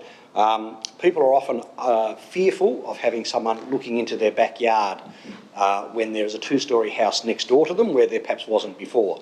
As someone who lives in the middle house of three two-storey houses in a row, I would rarely look in my next-door neighbours, and they rarely look in mine. So it is, in fact, just something of a mindset that people get used to. But nevertheless, it is an understandable reason why people will raise a lack of privacy or a change to my amenity simply because someone has built a two-storey house beside me. I'll let others have their say. Thank you. Thanks, Councillor Harris. Councillor Spencer, as the seconder, do you wish to speak? No. Any other contributions? Councillor Mackenzie. Again, it's one of a number we're dealing with today that relate to potential overlooking and I guess bulk and amenity with the people. And again, we're faced with that problem that there was nothing there. Now there's going to be something there, which is going to impact. It has to impact on the person next door. I take the comments made by Councillor Harris in regards to the fact of where he lives, and the fact is you live in a place, you get used to something, and all of a sudden next week it sort of becomes commonplace. So sometimes that's the case. Our secret here is to make sure that this is not over the top in regards to the loss of amenity in making a judgment call on these things. Our planners have gone through, they've assessed it against the performance criteria where it's outside the specific direction of the planning scheme, and they've come back and attested that these fit the planning scheme amendments. And the answer is I can't see anything in there that caused any concern. There was the overlooking onto a schoolyard. I'm not certain that that's really an issue that we should be looking at in regards to that. But I just think that my view is that they've been asked in relation to the questions that have been asked, and they've been answered, and I think appropriately for the planning scheme. Thank you, Councillor Mackenzie. Any other contributions from around the table? Councillor Walker. As has been mentioned, thank you, Deputy Mayor, that that we are facing an increasing amount of backyard developments, subdivisions, multiple dwellings, but they're not always double-storey in an area that is predominantly single-storey, and in this case it certainly is.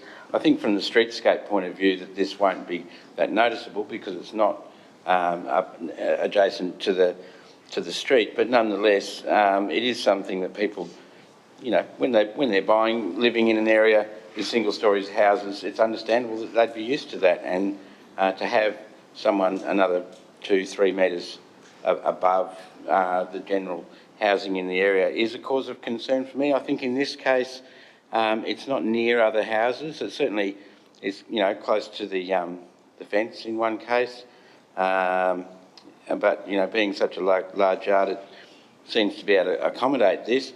But I'll continue to express my concern that we are, being maybe not inundated, but certainly being challenged to look at these more and more.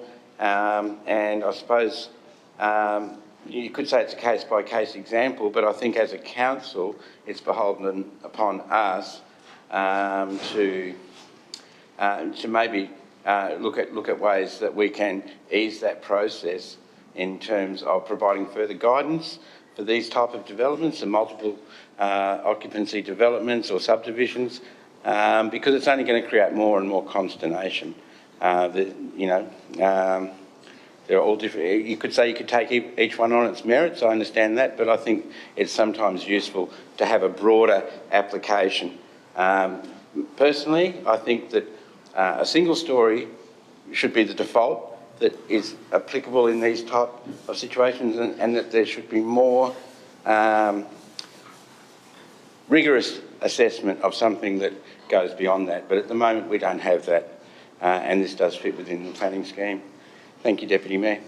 Thanks, Councillor Walker. Anything else pertinent to 16 Ross Avenue? Councillor Harris, do you wish to close? No.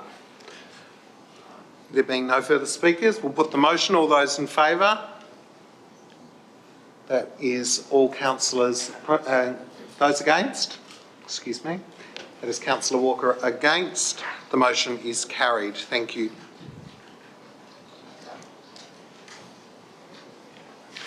Back to you, Mayor. Thank you, Deputy. We move on to 9.9. No, 9.10. Try that one. So 9.10. No speakers, I understand, for 9.10. So we go to 316A York Street. Anyone happy to move? Councillor Mackenzie. Seconded, Councillor Finlay. Councillor Mackenzie, you wish to speak to it? Again, as I've spoken on some of the previous applications, we're faced with another one where we have a vacant block of land, well, not quite a vacant block of land, almost a vacant block of land with a small shed in the back thing, which anybody who was going to develop it was going to create an issue for somebody who's around them who didn't have anything built there for a number of years.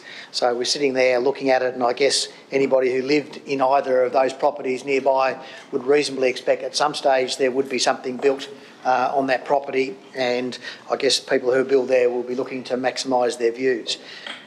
Reading through all of the issues, reading through the matters, again, it's about privacy aspects, in some case view aspects that are there.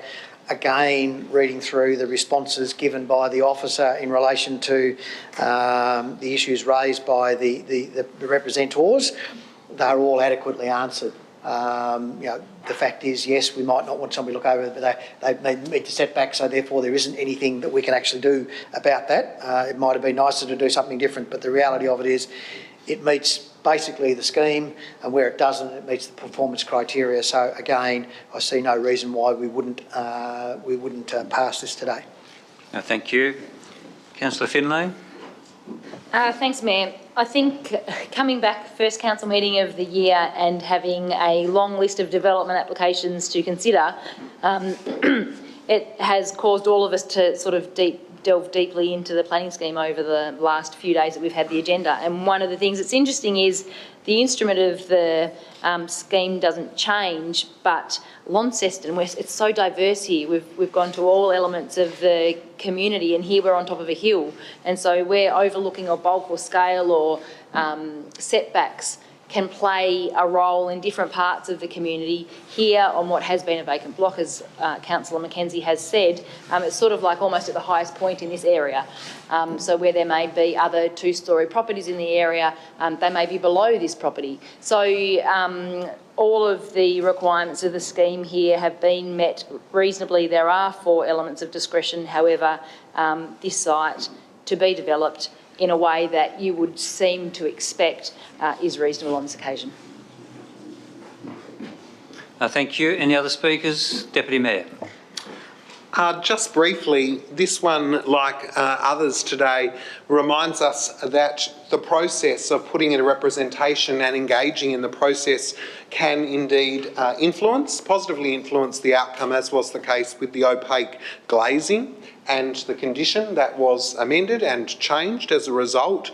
And so, you know, that ability to work harmoniously with your neighbours and perhaps not reach the outcome that the neighbour may have desired, but indeed to work in conjunction with our plan and with the developer to achieve an outcome that goes some way in accommodating the requirements of the neighbours or the representatives is demonstrated quite clearly here with the glazing. Thank you. Any other further speakers? Councillor Mackenzie, wish to close? I'll put the motion. Those in favour, please raise your hand. And that is all councillors present. That is carried. We now move on to 9.11. We do have some speakers. Susan Ranica, is she here? I'm not sure. Yeah, well, no, I'm just checking. Susan is an apology. Glenda King? I thought I saw Jeanette out there. That's one. Thanks. Glenda King, 5 Scott Street. Good afternoon, Mr Mayor, councillors and Mr Stretton. Your agenda contains the phrase, "This is a sensitive site with strong public support." This could not be more clearly demonstrated in what I estimate to be more than 130 plus individual representations received by council for the numerous DAs for this well-known, highly visible corner site. The redevelopment has generated controversy, especially for the demolition of the historic brick fence. In August and September 2019, the developer assured both the community and the council that the wall would be rebuilt. At the same time, the council stated the wall would have to be reinstated within a relatively short period, with 2 months listed as an example. To date, no rebuild of the wall has occurred. Detailed plans of the original brick wall done in March 2009 for the developer, ironically, will now enable that wall to be accurately rebuilt. I have to say, though, it has been a very long 2 months. This DA is for a new build on a bare block with the submitted plan showing 13.197 metres of frontage free of construction. This comfortably can accommodate the increase of the rear setback to 4 metres as required under the planning scheme, and this does not compromise the submitted plans. No existing vegetation needs to be removed for the build, only the grass that grows on the site of the footprint. Therefore, the proposed building can be built with the specified conditions on the proposed permit. There's nothing new here. You've endorsed permit conditions for a vegetation management plan, a landscape plan, a 4-metre rear setback for number 16, and the rebuild of the brick fence across both sites. We ask that you accept the excellent and comprehensive report compiled by Duncan Payton and endorse its permit with the conditions as stipulated. Thank you.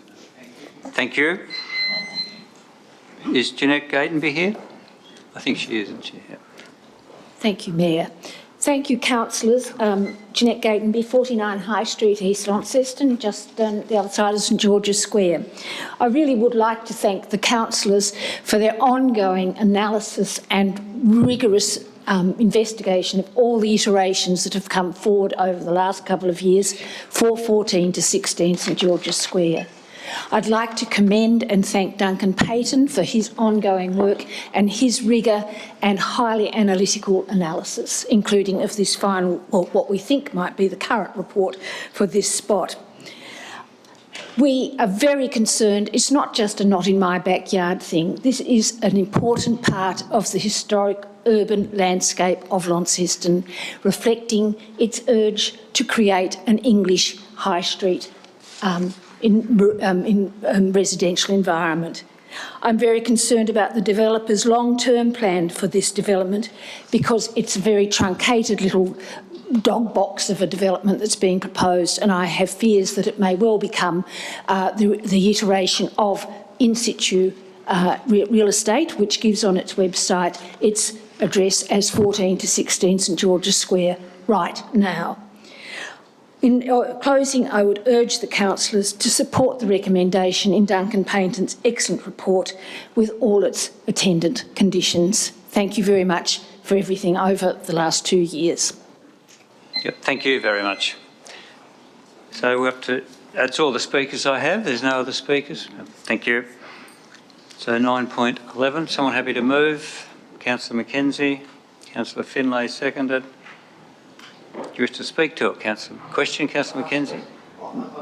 Just in relation to the 14 to 16 or 16 St George's Square, at the time there, I think the building, the fence was taken down from 14 to 16. Our condition in relation to the rebuild of the fence before any demolition can take place, can just the officer explain just how that now works in practice in regards to this particular proposal?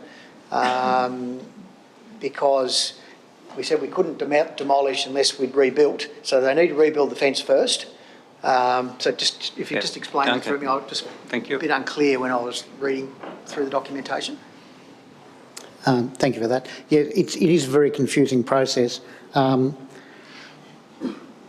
Before this, if this one gets approved, before this house can be built, it's necessary to rebuild the brick fence on number 14 Scott Street, 14 St George's Square. So that's the section around Scott Street and the section just in front of number 14. So that will be difficult to come up with an end piece, if you like.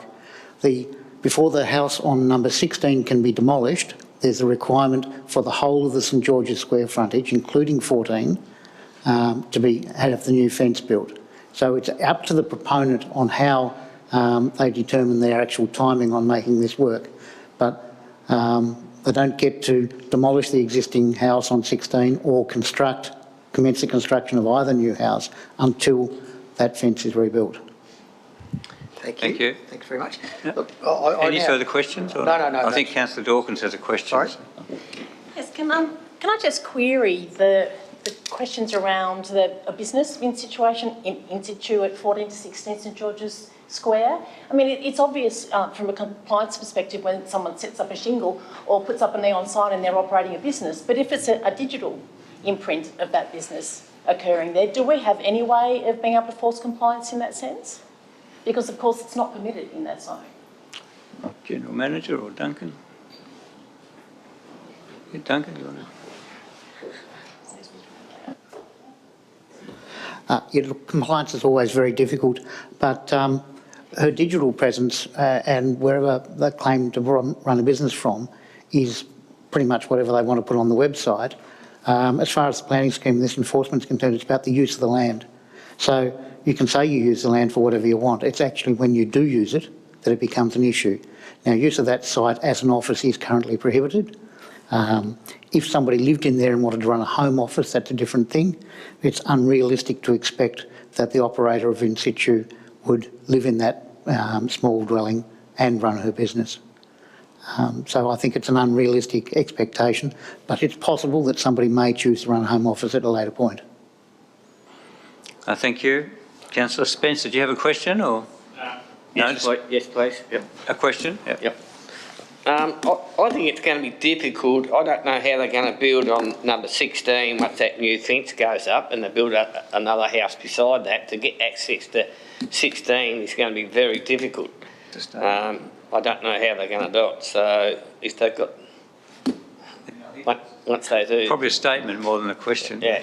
Once they do the new house next to 16 and they build the fence, to pull 16 down and rebuild it will be very difficult. Okay. Thank you. Do you want to comment? General Manager? It's a good observation. That does become a challenge. However, councillors may recall that condition was actually imposed in previous DAs and has been carried through as a specific request due to the concern that the fence, the buildings would be built and the fence wouldn't go back up. So that condition was put on previous permits at the request of council. Yep. Thank you. Councillor Mackenzie, you wish to speak? I do. I also pondered that issue that Councillor Spencer raised. I'm not sure it was a question, but that he raised. But the reality of it is, our conditions say that the fence from 14 to 16 needs to be reinstated before the demolition of 16 can occur, so therefore it's going to happen. There is a double driveway there, and that's probably the only way they're going to be able to do it, or be lifting over the fence, but that's their responsibility, and also making sure that they deal with the amenities. But that's a problem to be dealt with at some future stage, I imagine. But the reality of it is, I would have thought it would be more sensible to do the fence, do 16 and then do 14. But anyway, that's not our choice. That's the choice of the owner of the land, and we have no control over that. Our only control is over the planning scheme and how the proponent actually deals with the planning scheme in relation to it. As stated by the representors, I think our officers have done a fine job in ensuring that all of the attendant issues that related to number 16, as in the sequoia trees, setbacks, and I think there's talking about the 4 metre setback, is actually there's room for that 4 metre setback, albeit it doesn't really create any amenity because of the wall, but it still makes sense to be able to push that forward and meet the requirements of the planning scheme. So I think that our officers have done a very thorough job in relation to this. The difficulty of how this build and all the various builds take place are not the matters that we're dealing with today.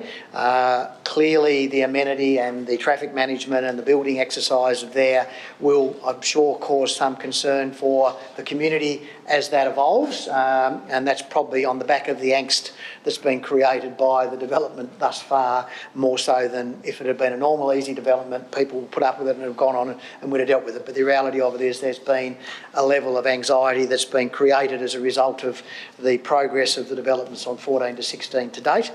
But, you know, as we stated, we actually enabled, there was a building envelope on number 14, therefore we approved a subdivision 2 to 3 years ago. They're building within the terms of what that building envelope enables them to do, and with the conditions that have been put in place to meet the very messy issues in relation to number 16, I think our council officers have done a really, really good job, and therefore I'll endorse the planning scheme today. Thank you. Councillor Harris has a question. Just a question to be sure that there is in fact the 4 metre setback from the Scott Street address. The 5 Scott Street would be the neighbour, I think, of the back wall of the proposed unit. That has been agreed because it wasn't originally that far on the plans. Is that correct, Duncan? Duncan? Yeah, that's imposed as a condition. So we require an amended plan showing the revised setback. Yeah. Thank you. Councillor Finlay, do you wish to speak? Any other councillor wish to speak? Councillor Walker. Thank you, Mayor. There's been more plot twists and turns in this story than I thought there would ever be, but here we are again having to address this issue, and you know, this is the way these things go sometimes. That's fine. But you know, let's not hope they make a mini-series out of it and that there's a tragic end or anything like that. Let's hope that we see the conditions that are put on this particular development application adhered to. This has affected a lot of people. This has had a permeable effect on a lot of people in Launceston. People do take pride in our heritage. They do take pride in the appearance of our town, and we would like to see that returned as soon as possible. In this case, we're not to know. I know Councillor Spencer brings up the conundrum, which could be another sort of episode in the whole story of how do you, wouldn't it be easier to do, couldn't you possibly do it this way rather than that way? Well, we're not here to judge that. We're here to approve this particular application. And it would sound as if at the moment we are going to approve that. Let's hope there's not any more twists and turns in the plot. Let's hope that this is something that is seen through in good faith for this council as well as for the good citizens of Launceston who would like to see these things addressed in a forthright, open, community-minded way. Thank you, Mayor. Thank you. Councillor Dakin. Thank you, Mayor. Just, I suppose, observation, further comments. My short time in council, if there was ever a property that had more spotlight and now more controls and measures on it, it's this one. And I'd again just like to thank the representatives and to the council staff for providing myself and hopefully some others around the table the confidence that we will get the right result for the city. It's just going to take some time. We're all aware of that. At the moment, it's not the best visual impact at all, but I am confident that we will get there, and I know as a council, with myself especially, that I'm determined to make sure that that happens. Thank you. Any other speakers? Councillor Harris, a question? Yeah, just reading the report again, and I noticed that it says the proposal includes the erection of a 2-metre high wrought iron fence on St George's Square frontage. That was a brick fence before. Has something changed? No, Duncan. Thank you. Yeah, thank you. The original proposal, the first iteration of this current application proposed a wrought iron fence on the St George's Square frontage. It was quite quickly brought to the applicant's attention that that was unlikely to get anywhere. Thank you. Deputy Mayor, wish to speak or question? Very briefly, Mayor, just to speak. Look, I think this has taken up everyone's time, and we've reached the point now where it's just time to see something happen. And I think the plan, whilst it's perhaps not what I thought we would have seen for 414, it has been supported by all of those that have been so invested over the last couple of years. As has been expressed around the table, it's time to just get on with it. Whatever point was trying to be proved by the developer, perhaps it's been proven now, and it's time to get on with the development of what is a prime piece of real estate in Launceston that is dearly loved, no doubt, by the developer and indeed by the community. So the time is now. Thank you. Any other speakers? Councillor Mackenzie, wish to close? Just endorsing those last comments. I mean, this has been, I see today as a positive step in the conclusion to this saga, in that we've actually got a development application which needs something has to actually happen. So I think that the reality is, if the proponent decides not to sort of use her right to leave it for 2 years before she starts on it, the opportunity for us to actually get this saga behind us, because one thing, this development application being approved and the applicant deciding to do some work means that all of the other cards that we've played out in a previous application will then need to start to happen. So I look at this as momentous. It's been a derelict site, probably a blight on the landscape of St George's Square for long enough. So I'm hopeful that the proponent will now see fit, assuming we pass this today, to actually move on and do something on the site. Yep, thank you. I'll now put the motion. Those in favour, please raise your hand. And that is all councillors present. That is carried. We now move on to 9.12. We do have a speaker for 9.12, Jeff Farquhar-Still.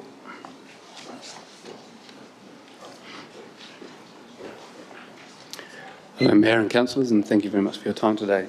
I'd like to thank Luke Rogers and the planning team for working with Gail and the designers to ameliorate the design of 19A Canning Street. Although I do note that there was no consultation done in that process with us, and that we're still concerned around the privacy and overlook scale and visual bulk associated with the proposed development. I refer everyone to my submission, and also like to add these comments. I'd like you to take a moment to consider the shuttered building design that fills the site from boundary to boundary at over 7 metres high. The result of this is really as a result of a compromised design approach based upon client requirements rather than the site constraints. I absolutely support urban densification and recognise that planners walk an impossible line between reconciling conflicting interests in these situations. I ask that elected members look to support the support they provide the planning team by continuing to look closely at when designs do not meet the performance criteria and rejecting them as you have done already today. In doing so, you're sending a message back down the line demanding designers consider the site and its surroundings, design developments for the site, and advise clients based on the site's constraints. Otherwise, you risk watering down Launceston's architectural legacy, one of the most significant qualities of Launceston. Planning need to know with confidence that they can advise designers that they can and will be rejected if their design does not respond to the site. This can only inspire good design and an enhanced urban fabric, securing Launceston's architectural legacy. Thank you for your time today. Thank you. So that's 9.12 before us. I have no other speakers. Someone happy to move a motion?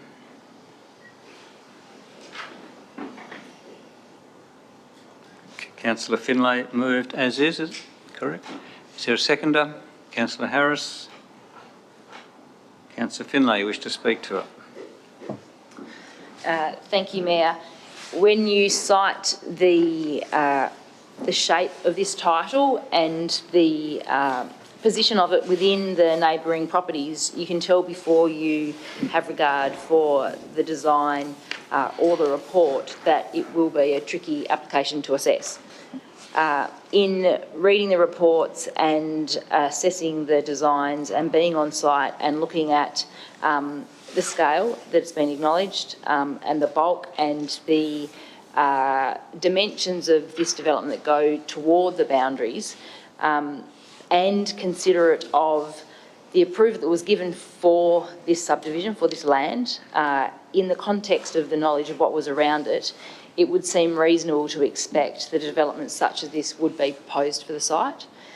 So although there are discretions to be considered, and that of the building envelope has been something that we've had to consider on other items today, and privacy, I believe that this site will be developed, it is to be developed. A development of this scale is likely to occur, and with the discretions that have been asked for, it's likely that this will be approved. I'm interested to hear the contributions of the other members of council, but I believe a development such as this would be approved for this site, and I think the reasonableness of this assessment is likely to be approved today.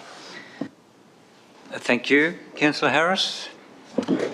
Thank you. Yes, I also support the development application. I had noted that during the development process that the applicant has made some adjustments to try to address as many of the issues as possible of those of her new neighbours.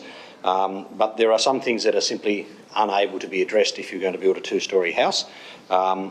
The overshadowing, and as I have said previously, about where people feel that their privacy will be compromised, with the appropriate screening on the decking area, I think will take most of that fear away, and it would take a deliberate action, in fact, for someone to then turn and look to see what is happening in the backyard of the next door neighbour, as does many of the others. Things like window sill heights at 1.7 metres. Yes, you can still look through a window of 1.7 metres if you're standing in tiptoes, or for some smaller people they might need to get a chair. But nevertheless, they can still do that. And they would look over your fence even if they had a single-storey house, if they wanted to see what you were doing in your backyard. So the reality is, whether you build a one or a two-storey house, people will be able to look into your yards without any, if they're keen enough to do so. They're not building any more land in the centre of the city. You may have noticed that. As such, that pushes the price of the land up, and as such, what you're going to build must maximise that investment. To build, say, a single-storey unit, if you like, on that small footprint would be a huge overcapitalisation and not a very good investment decision for a potential developer. To build a larger property that would command a better price would certainly be what a developer, or in fact an occupier, would wish to do, so that they would maximise their return for if they should ever choose to sell that house in the future. So this again is what we have as progress within our city. We don't have a planning scheme, as Councillor Walker had suggested, that says perhaps if you're building in the rear of a property you have to build a single-storey dwelling as yet. It may be something the planning scheme could look at a future time, but at the moment people are able to submit plans for one or two-storey houses within the building code, and there are very few exemptions or permissions requested on this particular building application. It complies with most of the standards, with only a couple of requested in regard to the setbacks, and again, that due to the size of the lot, they almost have to be, otherwise you would have ended up with a very tall, skinny building. But I stand to support it today. Thank you. Deputy Mayor. Thanks, Mayor. I think we have to be really careful when we come as a member of a planning authority that we don't speak in ways that are other than planning terms. That's really important to me. I do think this one, in fact, is borderline. And I think it's borderline because I do think that there is a level, an impact on the amenity of the adjoining lots that is going to be significant and is borderline in terms of what that impact is going to be. The overshadowing, the encroachment on private open space, the overlooking, as has been referenced previously, I think that the dwelling is too large, and that for those reasons, irrespective of the size of the lot, it is borderline. And so I thank those people who engaged during the formal advertising period and subsequently for engaging in the process, because there is no doubt that there is going to be an impact on your lot and indeed the way you enjoy it and indeed on the landscape. So certainly appreciate progress and certainly appreciate the need to do what developers need to do. That for me is outside what we're being asked to consider today, and reference, I guess, those elements that are relying upon the performance criteria and our assessment of the reasonableness of those, the impact that is generated through those criteria. Thank you. Councillor Mackenzie. Thanks, Mayor. And again, I've risen to speak on a number of occasions today about blocks of land that are in and around the city which cause issues for overshadowing, overlooking, all sorts of things. This is a block of land which has been subdivided off the front block. It's not a very big block of land, and therefore it'll be difficult to build a house of substance on it. The reality of it is the economics of whether it's good value capital is irrelevant in determining whether we should pass this or not today. Ultimately, we need to sit there and see, does the plan fit the planning scheme? There are a number of significant concessions that are being requested in this particular issue. One is, well, the major ones I think are the overlooking ones into the neighbour's backyard, and I think the size and bulk being built right up to a boundary. And I think they are the two key issues from my perspectives, is that bulk right up against a boundary and the overlooking aspects. Now, I understand there are a couple of compromises that have already been made by the proponent. One is to, I think, set the front setback further and to put some further screening into the deck that therefore will minimise the overlooking of the property in Canning Street. I don't think anything, and on the side wall, which is built up to the boundary, I think is increasing the size of the windows from 1.2 to 1.7, which sort of therefore raises those issues. The result of this, and the thing that I'm sort of trying to toss in my mind, is the visual bulk right on the boundary of the property at 179. My issue is that if we went back and actually did set it back, somebody said we'd have a tall, skinny building, and the reality of it is that we would. Would that grossly change the amenity for that person if it's set back, whatever the requirement is, or not? Or am I still going to have a lot of visual bulk in front of me regardless of whether I met the requirement? I'm like Councillor Gibson, sort of juggling the balls in this particular one. And I find it always challenging when I get there. I'm usually fairly black and white on these things, but I am actually struggling with this one a little bit because, again, it's a beautiful backyard which will have a great big wall in front of it, and by virtue of the fact that they're actually requiring performance criteria to actually put it on the boundary as opposed to the setback, that's the thing that's causing me some angst in relation to this particular issue. I'm certainly keeping an open mind until I've heard other people speak in regards to it, but my feeling is to reject on the basis of that boundary line adjustment.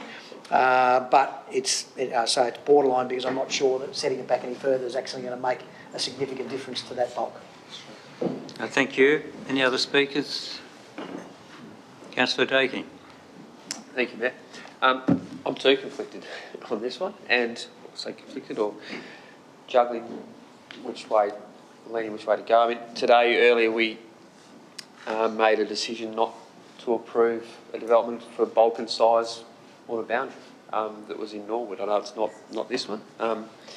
Here we're facing exactly the very similar issues. I do support inner city living. I do support development. I do support growth, and it's a great sign of the confidence that is in our city. They're not planning matters. I too would like to I feel a lot more comfortable if the boundary was set back, or that the building was set back, and we didn't have to strongly make that performance criteria or discretionary call on that. Yes, I do believe that the building's still going to look big. If it's a metre back or 2 metres back, the height's not going to change. Well, it could change, but there is going to be a large building there. And in regards to overshadowing, currently the trees overshadow more than this potential building will, but the trees aren't the development. So there is shade there already.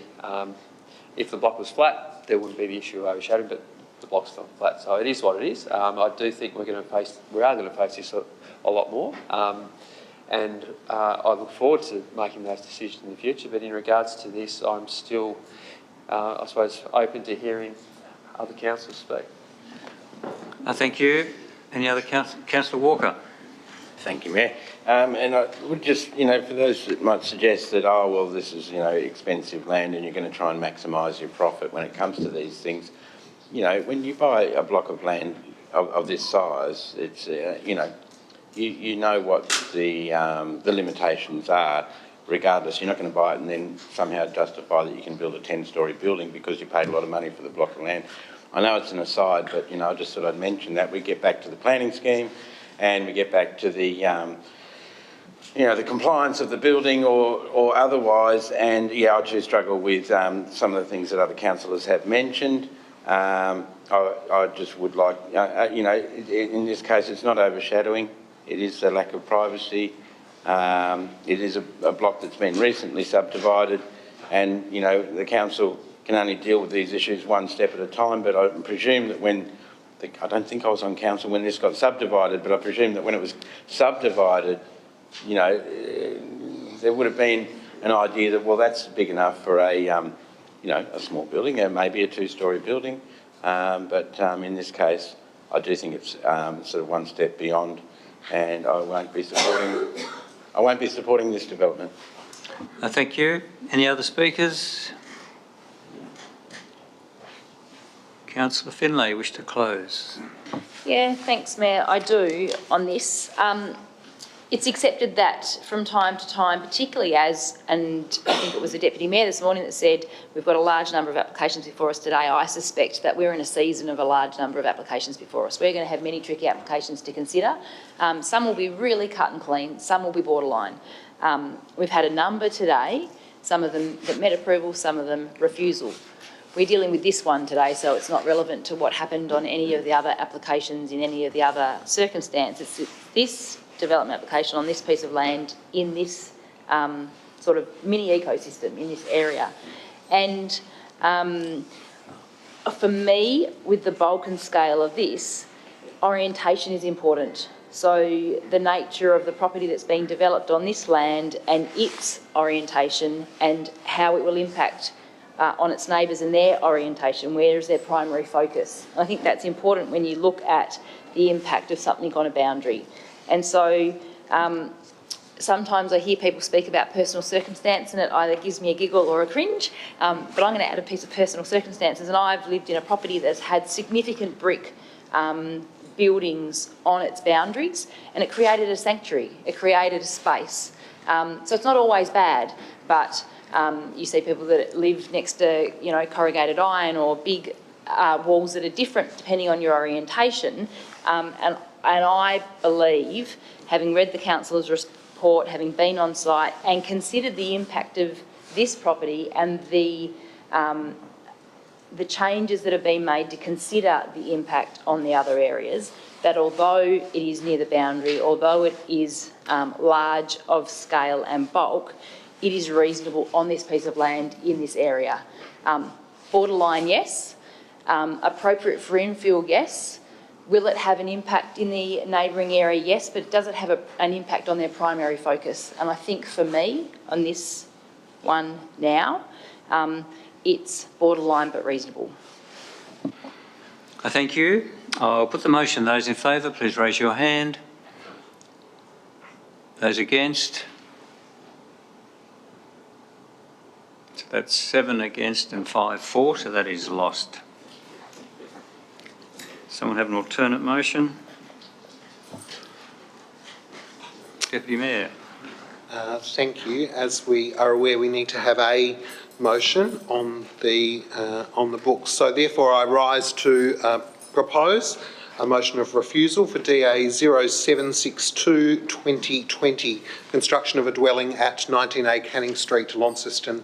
In accordance with sections 51 and 57 of the Land Use Planning and Approvals Act 1993 and the Launceston Interim Planning Scheme 2015, a permit to be refused for the DA referenced residential construction of a dwelling at 19A Canning Street, Launceston on the following grounds. 1. Clause 11.4.3, building envelope for single dwellings, performance criteria P2. The proposed development has an unreasonable impact on the amenity of the adjoining lots. The siting and scale of the proposed dwelling will overshadow the private open space of adjoining lots unreasonably. The proposed dwelling will overlook the habitable rooms and private open space of the adjoining dwellings, causing amenity impacts due to loss of privacy. The dwelling is too large with overall bulk and form that causes unreasonable visual impacts on adjoining lots and on the streetscape. Thank you. Is there a seconder for that motion? Councillor Finlay. Deputy Mayor, do you wish to speak to it? Look, just briefly to say that I still believe it's borderline. It's important to have a motion that can be defended, and I do believe that the reasonableness of the criteria that were being asked to assess in the previous motion are such that this refusal should garner support from around the table. And as Councillor Finlay had said in her comments, that there is no doubt for the neighbours that we've heard from, formally and informally, development is going to occur on that site. That is a surety.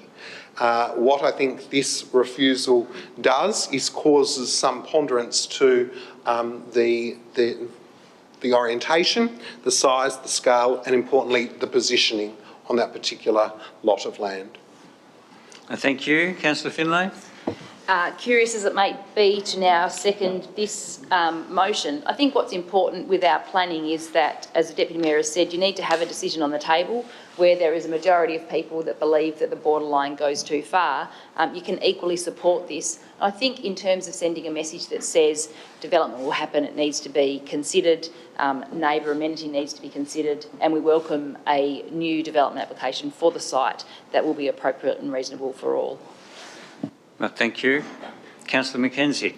Thank you. And I also acknowledge a development will take place on this site. Hopefully this gives cause to go back and negotiate further with the neighbours to get an outcome that they can all live with. Thank you. Any other speakers? Deputy Mayor, you wish to close? I'll put the motion. Those in favour, please raise your hand. Those against? 3 against, the rest of 4. That motion is carried. You happy to keep going, councillors? Yep. Go on to Mayor's announcements. Just to outline that we've had a really great period since 11th of December, since our last meeting, of events. A lot of good events have happened, positive events. And it's really great to see people in our city getting out and supporting those events. The running festival, for example, a great success, and a lot of people got out and enjoyed it on a beautiful morning, which was fantastic. We've had the cricket, the Big Bash. The Launceston Community Christmas was another great event over on Christmas Day, which was well attended again with the COVID restrictions. And the Launceston to Hobart yacht race got going, which was great because the Sydney to Hobart did not. And then obviously with not just in events but also the public citizenship ceremony, which was held just on Tuesday, a very special day always in our calendar when we have a public citizenship ceremony, and it was just well attended, and just to see the excitement and the joy on the faces of the new citizens is really important, and it's really a day that I enjoy, and it's a day that I think a lot of people in our community enjoy as well. So thanks to those that came along, to Councillor Deputy Mayor, Councillor Finlay, Councillor Dawkins, Councillor Walker. I think that was it, was it? Councillors that were there? It was good. Great to see a good turnout. So thank you. And we'll move on to... Sorry? Oh, Councillor Soward. Correct. Oh, he's gone. Yep. Councillor reports will be next. Deputy Mayor. Thank you, Mayor. Look, I just wanted to take this opportunity to reference further to what you said with regard to the diverse events that have been undertaken, but also the way that event organisers have had to work within COVID restrictions. I think that what we saw with MoFo was just phenomenal. The way that multiple spaces, multiple venues, multiple cultural events could be undertaken within our city within a COVID-safe environment was truly remarkable. We also saw that evidence with the 3 events that occurred on New Year's Eve. But also innovation with our own local Stompen presenting their performance in the car park. How wonderful that was. So congratulations to all of those event organisations that went above and beyond. Wanted to reference, Mayor, the wonderful event that was celebrated on Monday evening this week with regard to our Community Recognition Awards. How fabulous it was to be able to present to event organisers who had undertaken an event in 2021 a certificate, and also to our Citizen of the Year, Janine Healy, for her wonderful contribution to the fabric of our city through a variety of not-for-profit organisations, which was incredible and inspiring. Finally, Mayor, I wanted to reference our own incredible QV Mag that are doing wonderful things. I know you were involved with the opening of one of our latest exhibitions, Wrapped in Culture, which is happening at the Royal Park site. And there's great interest with regard to our own First Nations story and that of Canada. I think what is happening at the QV Mag at the moment on both sites is just so exciting. There's this vibe, this energy, this forward momentum that we've been looking for so very long, and they are delivering. They are kicking some serious goals. And I wanted to reference, because it's important to our council, and I know now it's important to the QV Mag, the outstanding Art Rage exhibition.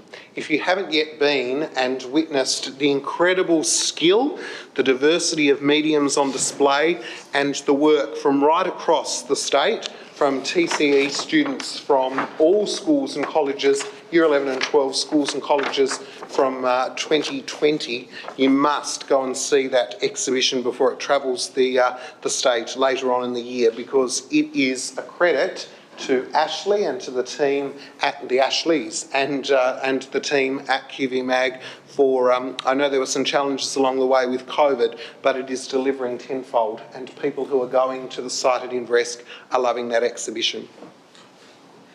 Thank you, Deputy. Councillor McKenzie. Thank you, Mayor. Just added on that Art Rage, I think it was actually a claim by the Director of NGV, I think, which says a big statement about how great Art Rage was and one of the best curated exhibitions he'd seen in a long time. So I think that's fantastic. I just want to raise 2 things. Again, they probably just roll a little bit off what Councillor Gibson was saying, but again, MoFo, I had a number of visitors from the mainland, mainly by my family, but a number of others that came down for MoFo, and I think what it just highlighted was how lucky we are here in Tasmania to have the freedoms that we do in a COVID-safe environment. They were just blown away with the ability for us to almost go about and be as normal as we were before March last year in and around our city to do things. So I think that was a really great advertisement for Tasmania and for what the state government in particular have done to, I think, maintain our sort of COVID credentials around the country. So I think just a big hats off there. And the other one I just wanted to do, and I hope the Mayor won't mind me for doing this, but I'd just like to congratulate him in supporting our motion in relation to Australia Day on the ABC prior to that. And I think he stood up for the fact that, you know, we are culturally diverse in this country, and we aren't recognising the fate of our Aboriginals by celebrating Australia Day on the day that we do. And I hope that, you know, the statements he made are taken home by a lot of people. I know he's had personal anguish in people coming back in regards to that. But again, if you're going to stand up for something like this, there are going to be people who will and won't agree with the stances that we take. But I think it's highly appropriate that we keep shining the spotlight on that particular issue. And I'd like to congratulate him on what he did. Thank you. Councillor Dawkins. Thank you, Mayor. I hope you'll allow me a little latitude, but Grace Tame hasn't been mentioned today, so I think we need to acknowledge Tasmania's Australian of the Year. What an incredible woman. If anybody listening has not listened to her acceptance speech, please do. You'll not be moved by somebody as authentic, honest, forthright as you will Grace. Her story from being abused and groomed as a young person in a school where she should have been protected, through to her opportunity to change legislation so women like her can forever tell their stories. And we can start to understand the subtleties and the signs around grooming that none of us would ever understand unless we'd been through it ourselves. So go Grace, what a woman. I only hope there are many more Tasmanian Australians of the year. Thank you. Any other councillor reports? Councillor Walker. Yes, thank you, Mayor. And you did mention that my attendance at the Citizen Awards, which was great to attend, and it's great that it is, acknowledged that it's not appropriate to any longer hold that on January the 26th. On January the 26th, I did attend the Invasion Day rally in Devonport and speak there, not on behalf of the council, but on behalf of myself. Though I did speak about the council's decision a couple of years ago, year and a half ago, to no longer celebrate the date. The date, which of course is extremely warmly received. I do have to pass that back to councillors that it is, really highly appreciated, warmly heartfelt, appreciated that Launceston Council has done that, and of course the sky hasn't fallen in. But, having said that, there is of course much more to do, and I do look forward to seeing Council continue that either culturally or on a community level, continuing to engage with our Aboriginal community. And there was one more thing I was going to mention, which has escaped me, Mayor, so I'll leave it at that. And it wasn't a council report. But well, that was a council report. The next one that you can't think of. Thank you. We move on then. There's no other council reports. Questions on notice are there from councillors. Then we have questions without notice. Councillor Mackenzie. And thank you for the officer's response to my question with notice.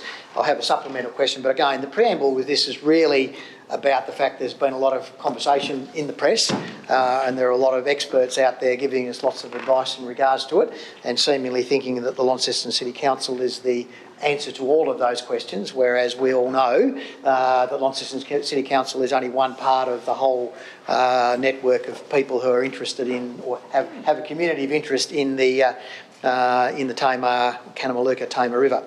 So I just really wanted to do it because I think it was important that we actually got that out on notice so that we actually had a response to it, and I think that. And the reality of it is those issues that are easy, like raking, aren't so easy when you read the responses come back from the CEO. My supplemental question relates to, I guess the one thing I didn't talk about was dredging, which is the other way to permanently get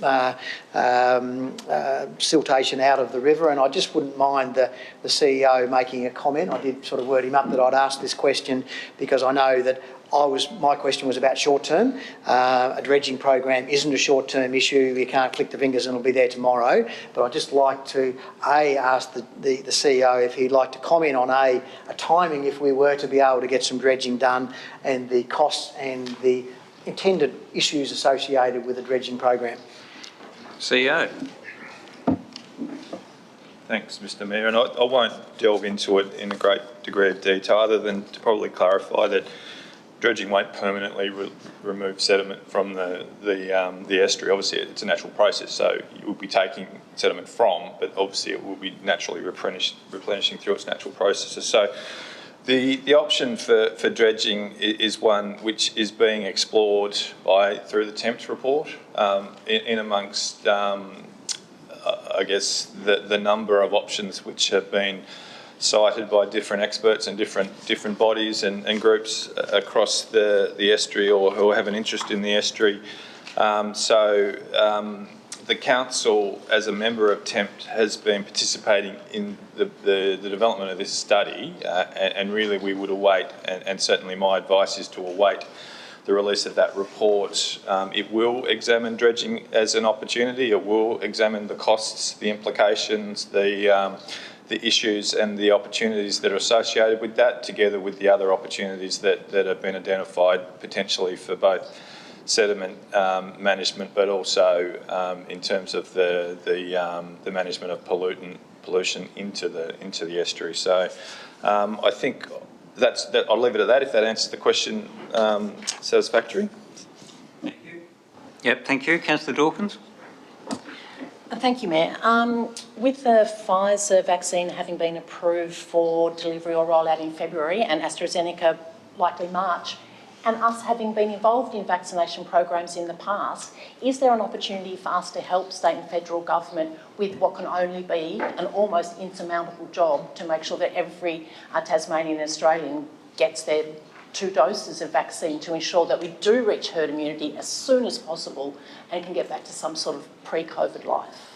I'm sure if requested we would. CEO, would you like to?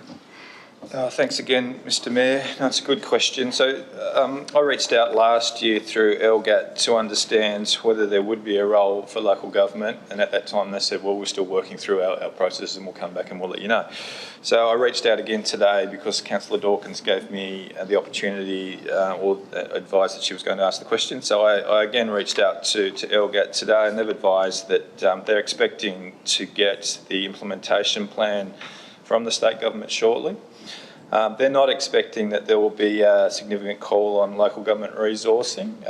They're anticipating that due to the vaccine, the temperature storage requirements, that the program will be predominantly based in hospitals in the first instance. And so the offer for local government assistance is there. Certainly the offer for council assistance is there. But we'll wait and see what is presented in the implementation plan and see where we fit into it. Thank you. Yes, you can. Thank you very much. Subsequent to that, I've been hearing disturbing reports from around the community that people are not feeling as certain of the vaccines as they could. We obviously have never lived through anything like this. We don't know. We haven't seen the detail of how long it takes to get a vaccine from an idea into an immunisation. Is there something that we could do through communications to implore people, to give them certainty and hope that this is going to be the treatment that they need to be able to get that immunity, please? Do you want to answer that, or do you want me to? Oh, well, all I can say is that, yes, well, I mean, we can certainly look at that. Like we did through the pandemic when it happened, when it was all here, we supported the moves of the health in our state, and federally we supported our state government, and would be working through with the health authorities and doing the same sort of thing where we feel it's appropriate. Councillor Spencer. Thanks, Mayor. Just a couple of questions. One about the river. Once we get this report, are they going to tell us where the mud's coming from? Because I was up at Trevellyn Dam. You can drink that water there. I've been out to Coral Lint. There's no mud there. So is it coming from the sewerage, or is it coming where it's salt water meets fresh water? Will this tell us in the report? I think enough studies have been done on where it's coming from. And there's a lot of facts on that already, so thank you. Right. We can give you a copy of the reports if you want. Like to get we'll give you a copy of the reports to read. Second question is the car museum. Is that in council's ownership at the moment? We'll check that. Take it on notice. Thank you. Right. Thank you. Thank you. Thanks, Mayor. And just echo the sentiments there, Councillor Dawkins, with your immunisation question. It's very important. On that educative process, on that theme, are we able to, with the other authorities that we are involved with, following on from Councillor Mackenzie's point, get some education out there, Mr Mayor, to people around the issues with the tamer and the silt? Because in reading the media and seeing some things that did transpire while council was closed, of course, and there were holidays and all sorts of things, there really seemed to be some big gaps that people were filling in, things that they didn't know, things that they weren't sure of. So are we able to do something in that space so people do have the facts?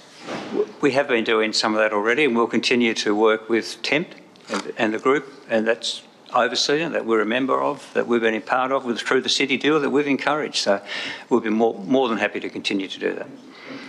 Thank you. We'll have yes, Councillor Walker. Question? You can ask a question, sorry. I thought we were finished, but we're not.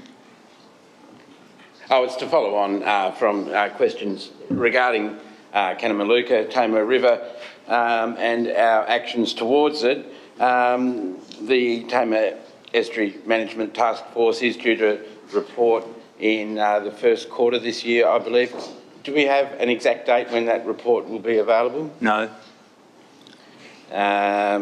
Of course, I would direct anyone who asks questions about siltation to have a look at the reports that are available on the TEMP website. There is a wealth of information there. Perhaps not every question can be answered. I know it is a little bit detailed and there's a lot of paperwork, but nonetheless, I do believe a lot of that work is being done. What I'm more concerned about is that the council do respond to some of the assertions that are being made publicly. The council did make a decision that we no longer supported the raking of the Tamar River, and I suppose the question is, will the council be making a public statement in regards to a lot of not just media but also commentary on the subject? Look, we have and will continue to as appropriate. I'll just clarify. Oh, CEO?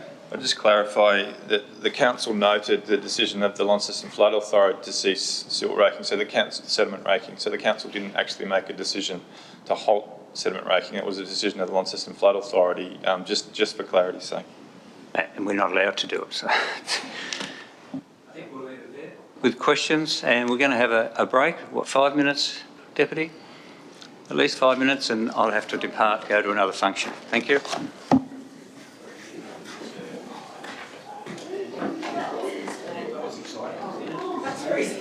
Audio streaming of today's council meeting starts at 1 p.m. local time. Streaming is paused during breaks. Audio streaming of today's council meeting starts at 1 p.m. local time. Streaming is paused during breaks. Audio streaming of today's council meeting starts at 1 p.m. local time. Streaming is paused during breaks. Audio streaming of today's council meeting starts at 1 p.m. local time. Streaming is paused during breaks. Audio streaming of today's council meeting starts at 1 p.m. local time. Streaming is paused during breaks. Audio streaming of today's council meeting starts at 1 p.m. local time. Streaming is paused during breaks. Audio streaming of today's council meeting starts at 1 p.m. local time. Streaming is paused during breaks. Audio streaming of today's council meeting starts at 1 p.m. local time. Streaming is paused during breaks. Audio streaming of today's council meeting starts at 1 p.m. local time. Streaming is paused during breaks. Audio streaming of today's council meeting starts at 1 p.m. local time. Streaming is paused during breaks. Audio streaming of today's council meeting starts at 1 p.m. local time. Streaming is paused during breaks.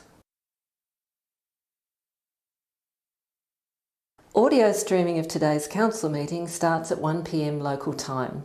Streaming is paused during breaks. Audio streaming of today's council meeting starts at 1 p.m. local time. Streaming is paused during breaks. Audio streaming of today's council meeting starts at 1 p.m. local time. Streaming is paused during breaks. Audio streaming of today's council meeting starts at 1 p.m. local time. Streaming is paused during breaks. Audio streaming of today's council meeting starts at 1 p.m. local time. Streaming is paused during breaks. Audio streaming of today's council meeting starts at 1 p.m. local time. Streaming is paused during breaks. Audio streaming of today's council meeting starts at 1 p.m. local time. Streaming is paused during breaks. Audio streaming of today's council meeting starts at 1 p.m. local time. Streaming is paused during breaks. Audio streaming of today's council meeting starts at 1 p.m. local time. Streaming is paused during breaks. Audio streaming of today's council meeting starts at 1 p.m. local time. Streaming is paused during breaks. Audio streaming of today's council meeting starts at 1 p.m. local time. Streaming is paused during breaks. Audio streaming of today's council meeting starts at 1 p.m. local time. Streaming is paused during breaks. Audio streaming of today's council meeting starts at 1 p.m. local time. Streaming is paused during breaks. Audio streaming of today's council meeting starts at 1 p.m. local time. Streaming is paused during breaks. Audio streaming of today's council meeting starts at 1 p.m. local time.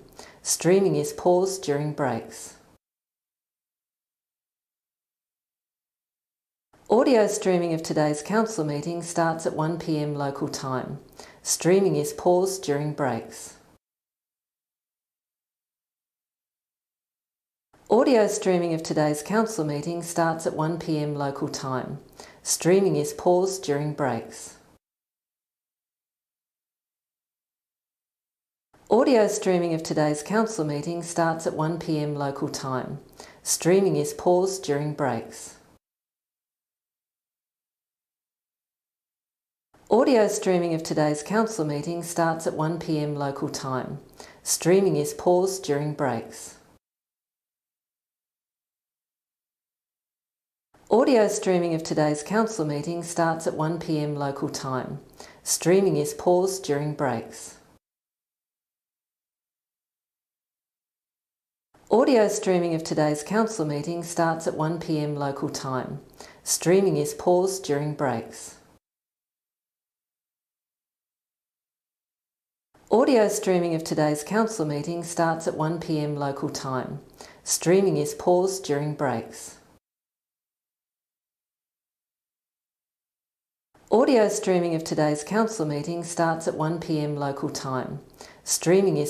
during breaks. Audio streaming of today's council meeting starts at 1 p.m. local time. Streaming is paused during breaks. Audio streaming of today's council meeting starts at 1 p.m. local time. Streaming is paused during breaks.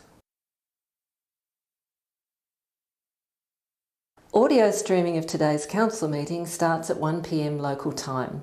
Streaming is paused during breaks. Audio streaming of today's council meeting starts at 1 p.m. local time. Streaming is paused during breaks. Audio streaming of today's council meeting starts at 1 p.m. local time. Streaming is paused during breaks. Audio streaming of today's council meeting starts at 1 p.m. local time. Streaming is paused during breaks. Audio streaming of today's council meeting starts at 1 p.m. local time. Streaming is paused during breaks. Audio streaming of today's council meeting starts at 1 p.m. local time. Streaming is paused during breaks. Audio streaming of today's council meeting starts at 1 p.m. local time. Streaming is paused during breaks. Audio streaming of today's council meeting starts at 1 p.m. local time. Streaming is paused during breaks. Audio streaming of today's council meeting starts at 1 p.m. local time. Streaming is paused during breaks. Audio streaming of today's council meeting starts at 1 p.m. Okay,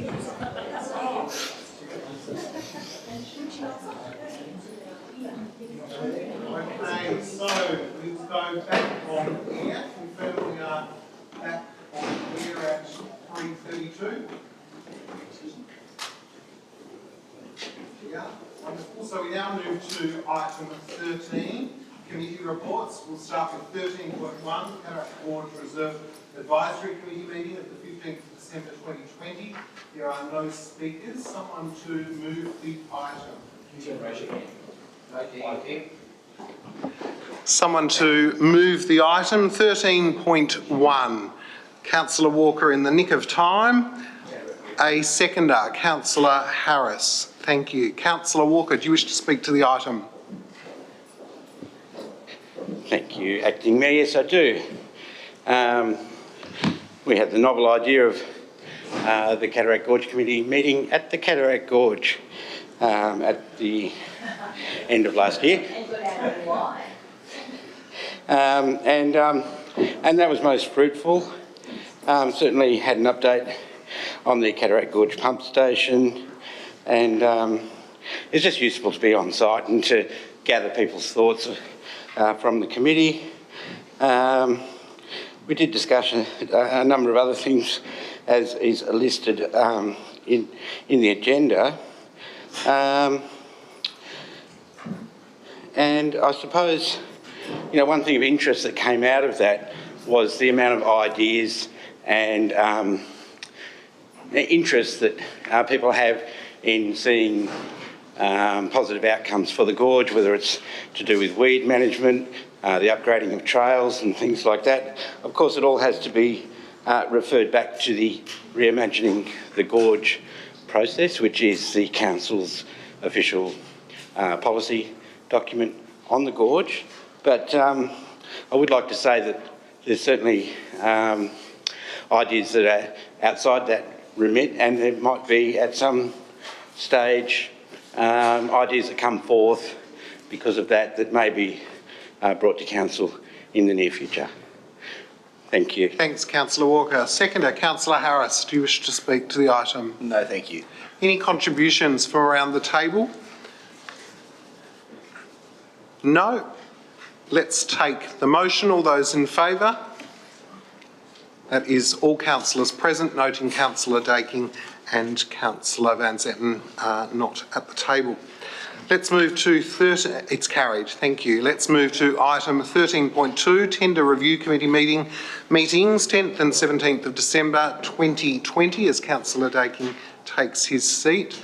There are no speakers. Moved Councillor Cox. Someone to second, Councillor Mackenzie. Councillor Cox, do you wish to speak to the item? Yeah, look, I will briefly. Thanks, Deputy. It's pretty straightforward. That was over 2 weeks or 2 meetings, quite a few different things from roadworks to safety wear, heat pumps for the aquatic centre. Most of it was fairly straightforward. A couple of them just created a bit of discussion, but we got there in the end, and yeah, it's self-explanatory. Thank you, Councillor Cox. Seconder, Councillor Mackenzie. Just acknowledging, I guess it's our capital works programs accelerated in progress. Councillor Spencer. Thanks, Deputy.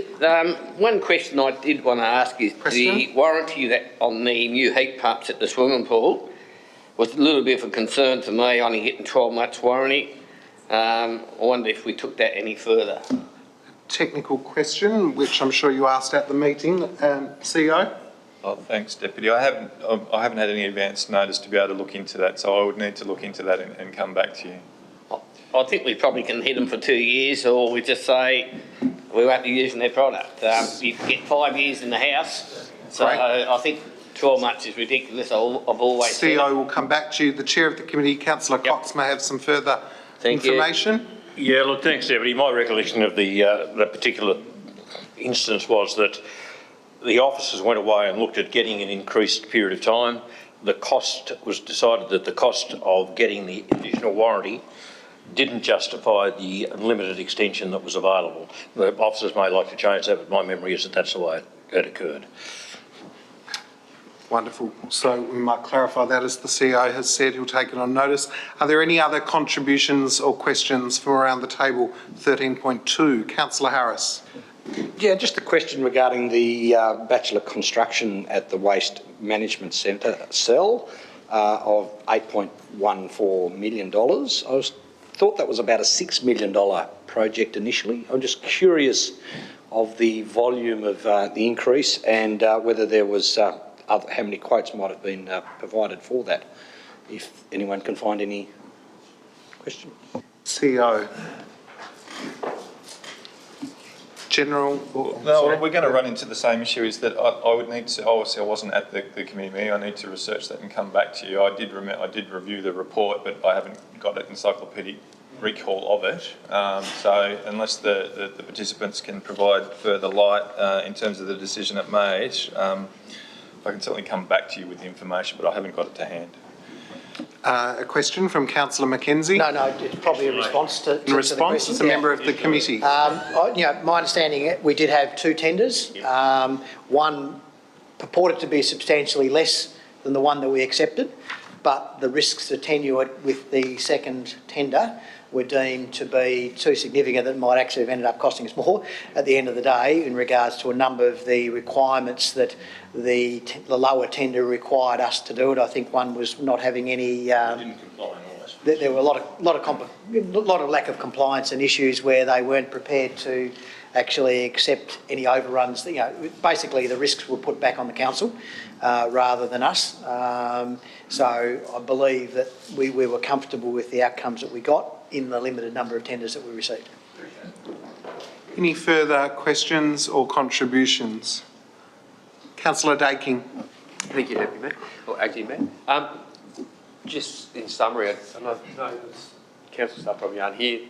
They've done a mountain of work late last year with assessing all the tenders, and we had the opportunity before the last tender review committee to have almost a mini workshop on a number of the larger, more complex projects, and one of them was the lining, and that was fantastic for us to get a really good understanding, which gave us a lot of confidence in making the decisions that we've made and the recommendations that we've put on the table. So I'd just like to acknowledge and thank the staff for the work they've done. Thanks, Councillor Daking. Councillor Cox, do you wish to close? No, I think it's all been said, thanks. Thank you. Let's put the motion. All those in favour? That is all councillors present. The motion is carried. Move to item 14, just to note that the workshops from today will obviously be listed in a subsequent agenda. And over to item 19, Organisational Services Network items. We start with 19.1, 2020-2021 budget amendments with regard to the Accelerated Capital Works program. There are no speakers. Moved by Councillor Soward. Looking for a seconder. Seconded by Councillor Cox. Councillor Soward. Thanks, Deputy. Very important to note this, and as it explains at the start of the report, it's a change of the statutory estimates, which is important, but more importantly, it's part of our national leading community care and recovery package, and as it says there, it includes a $40 million accelerated capital works program. So obviously, as we know, but again, I think we need to keep highlighting, bringing this work forward plays a significant role in stimulating the local economy. This council last year was one of the first councils in the country to have a community care and recovery package. It was something that was broad and helped many, many people through the very difficult time we faced. This particular item deals with the accelerated capital works, and as it says, Deputy, through the report, it talks through what some of those works are, and it gives some explanations around the transfer of funds and so forth. So a very transparent and important part of what we do, but at the same time, I think it's really, really important to note, again, another contribution this council is making to try and help the community on its way forward through what has been a very, very difficult time, but as a significant employer and a significant investor in the local community, the Launceston City Council is doing its bit by bringing these works forward. Thank you. Thank you, Councillor Soward. Seconder, Councillor Cox. Yeah, look, only just to endorse the comments made by Councillor Soward, and also to add that it's good to see the capital works process being pushed forward as quickly as we have. The money's been made available, it's terrific, and we've taken the opportunity to utilise that money, so all to everyone's benefit.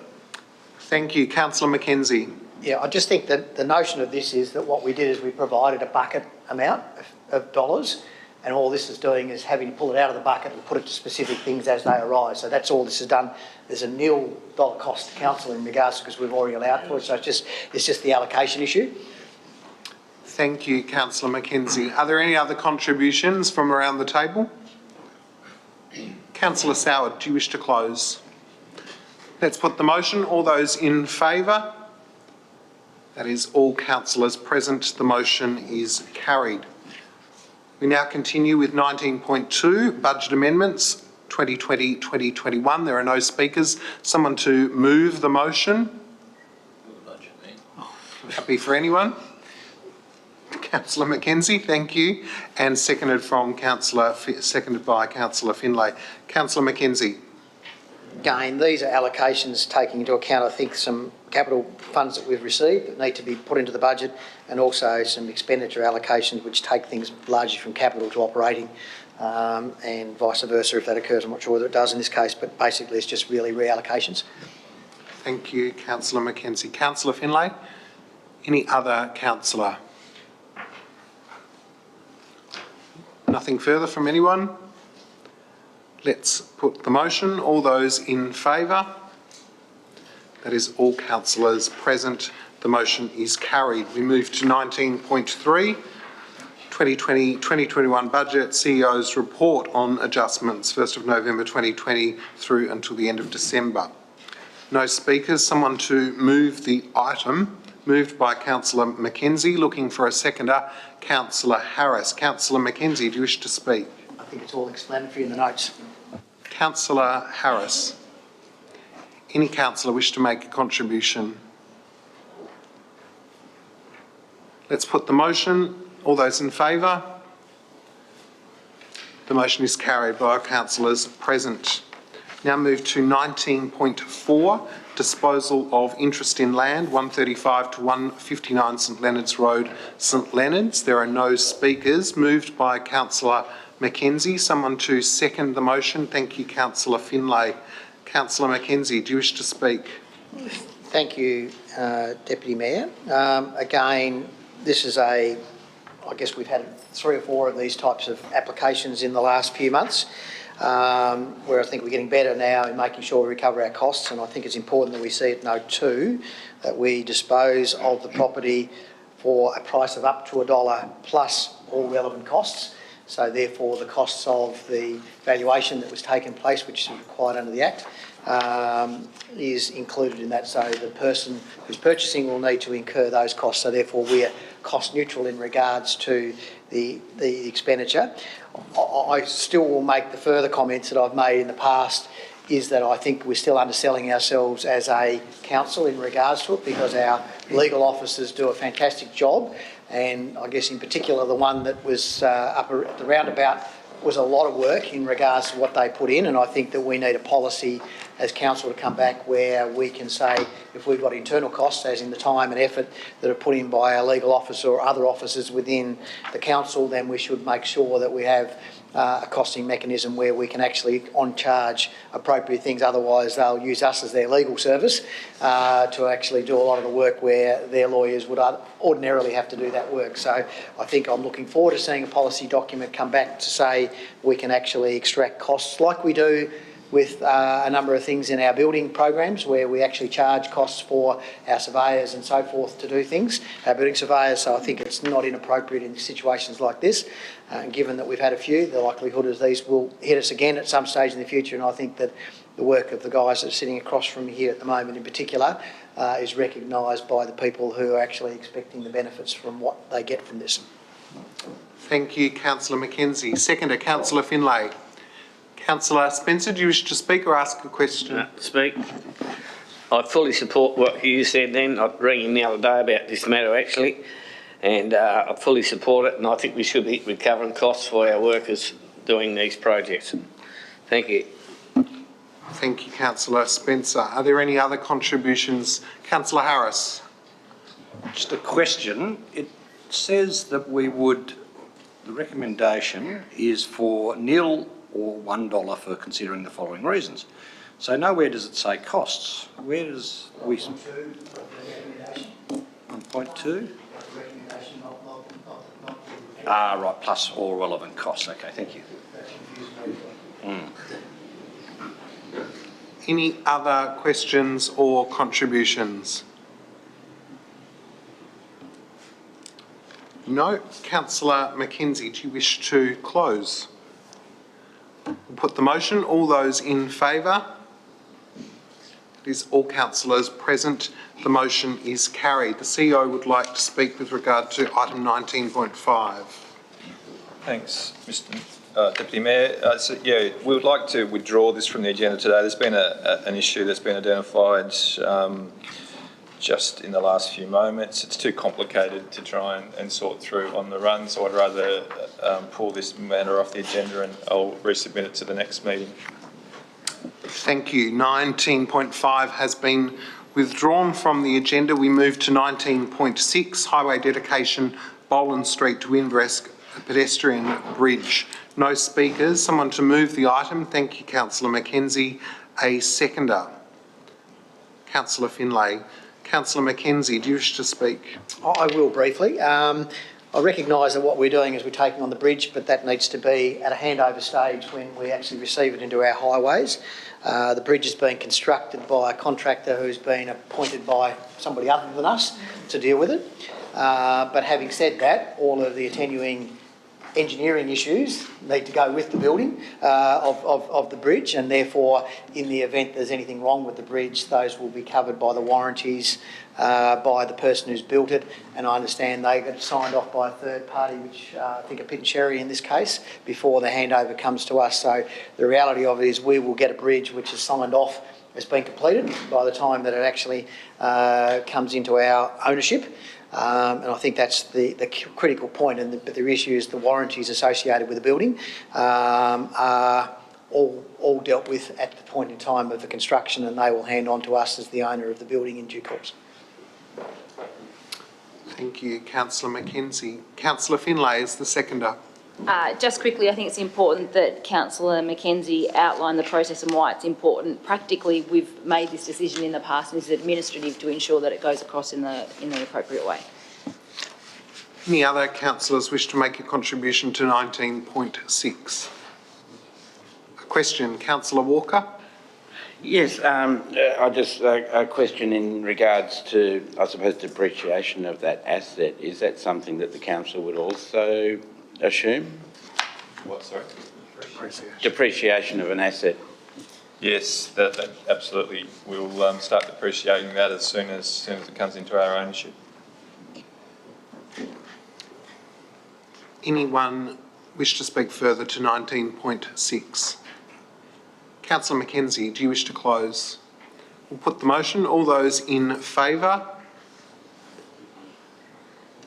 All Councillor Spencer, sorry, are you?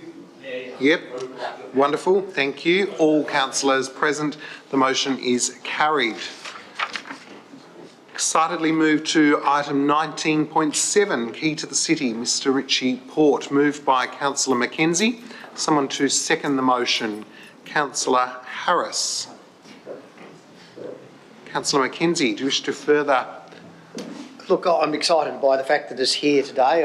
Preferentially, we've actually organised it on the basis of my motion a few months ago, and I think it's important to note that part of the reason for doing it the way we're doing it today is because we have a limited time in which we can actually present the Key to the City to Richie, and therefore it might seem a bit strange that we've already started organising an event that we actually haven't fully approved yet. But given the unanimous nature of the acceptance of the concept of it, back in October or whenever I put it up. I would hope that this is only a sign-off issue, and I hope that that's not seen as a negative for the members of the council. But to me, the expediency of doing it is all related to about the timing of Richie's availability.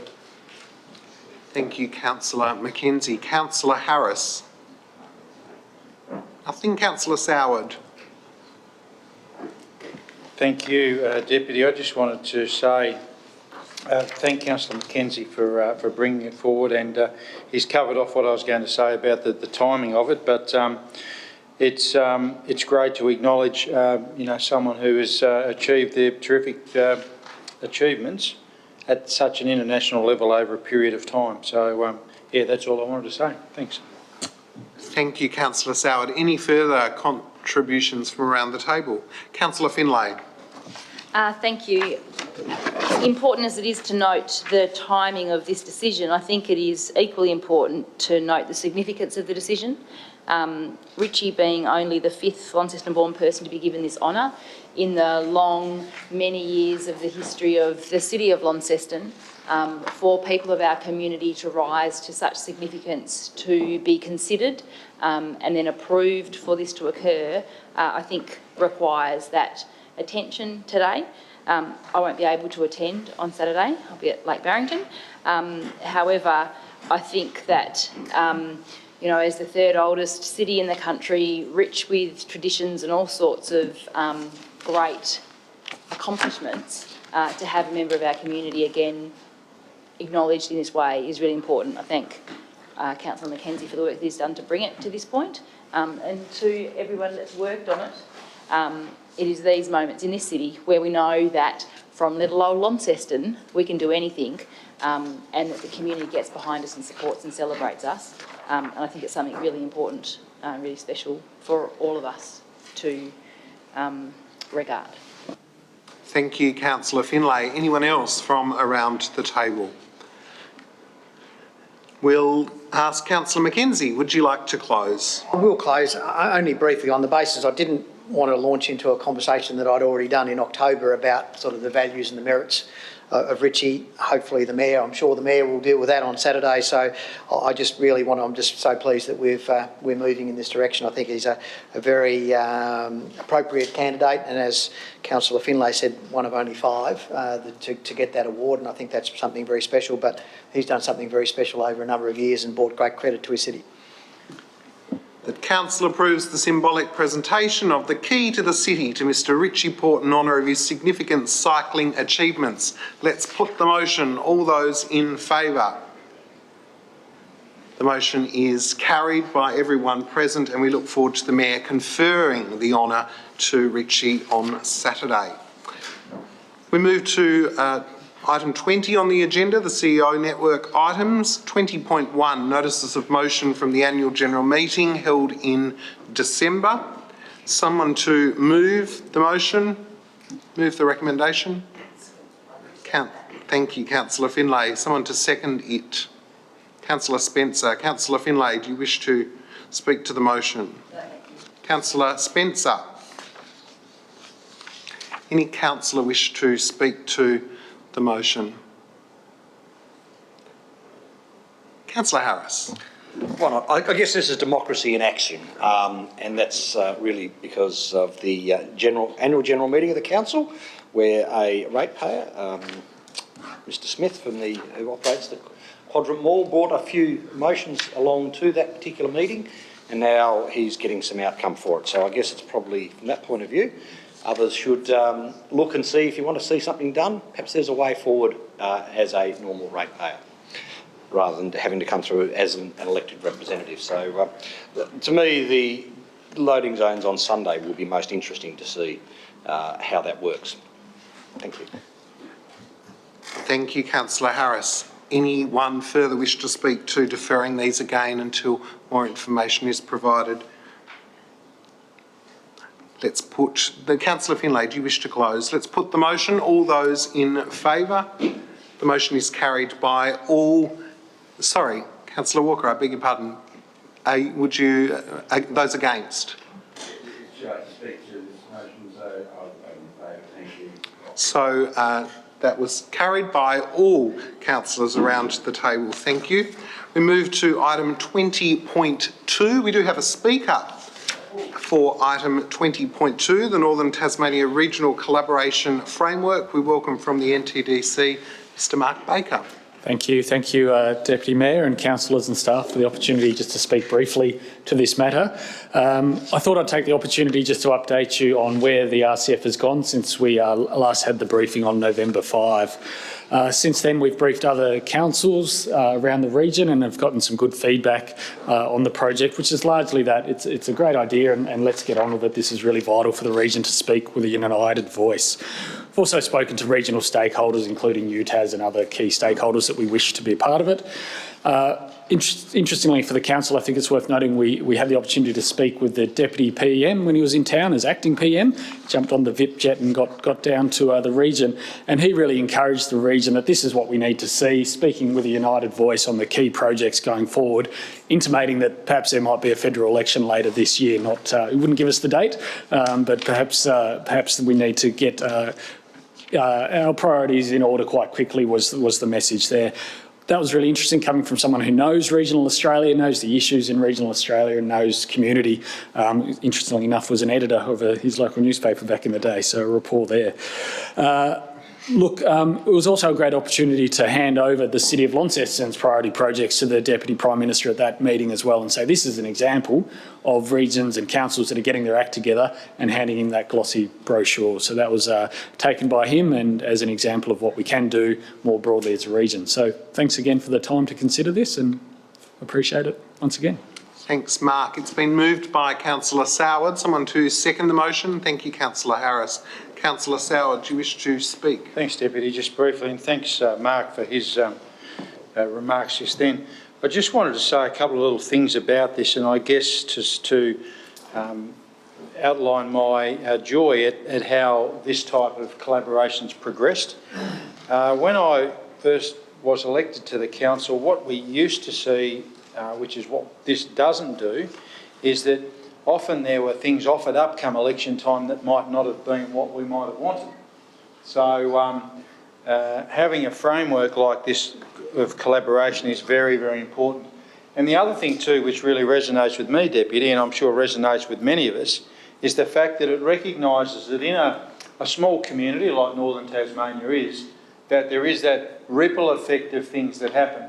So if councils just sort of went it alone and did their, just worry about me sort of thing, the real benefit of any election commitment and promises really wouldn't be as productive where collaboration occurs. And we know that when collaboration occurs, particularly with so many councils that we have, that some good outcomes will follow. So I want to just publicly say how happy I am that this item is before us today, but I think also to really fully recognise the value that this type of approach brings.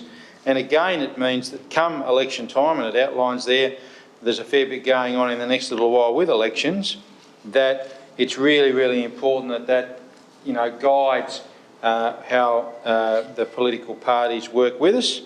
And it means that whatever commitments are made, one hopes, are in line with the real needs and priorities of this community, rather than just, as perhaps used to be the case in the dark distant past, some haphazard things that might not have had the real impact that the community required. So a big thanks to all who've been involved in this, and I'm very, very happy to support it. Thank you. Thank you, Councillor Soward. Seconder, Councillor Harris. Yes, thank you. Yes, when I was first elected to the council 2 years ago, I was a little surprised that this type of draft document and collaboration between the other councils didn't exist in a formal manner. There might have been some discussions that had been in informal manners, but having been on the political cycle prior to that, certainly what I had seen that came into the federal member's office seemed to indicate that people just looked after themselves first and foremost as individual councils, which is not necessarily to the betterment of the region. It doesn't mean that what Launceston gets will always be at the top of the list, If something is best for Georgetown or Dorset for the region, then that is what will get to the top of the list as a result of this, and that is only to the whole region's benefit. So I think it's a great step forward, and I congratulate those who have been involved in setting it in place, and look forward to seeing the outcomes, because we will have a great swag of elections in the next 18 months or so, and hopefully we will have something to present to each of those people who are standing for elections to take forward for funding, because there is no greater opportunity for this particular, for all our councils and this region in general to put its best foot forward with a combined voice, and you'll always do much better when it is a combined voice rather than a single one. Thank you. Thanks, Councillor Harris. Councillor Mackenzie.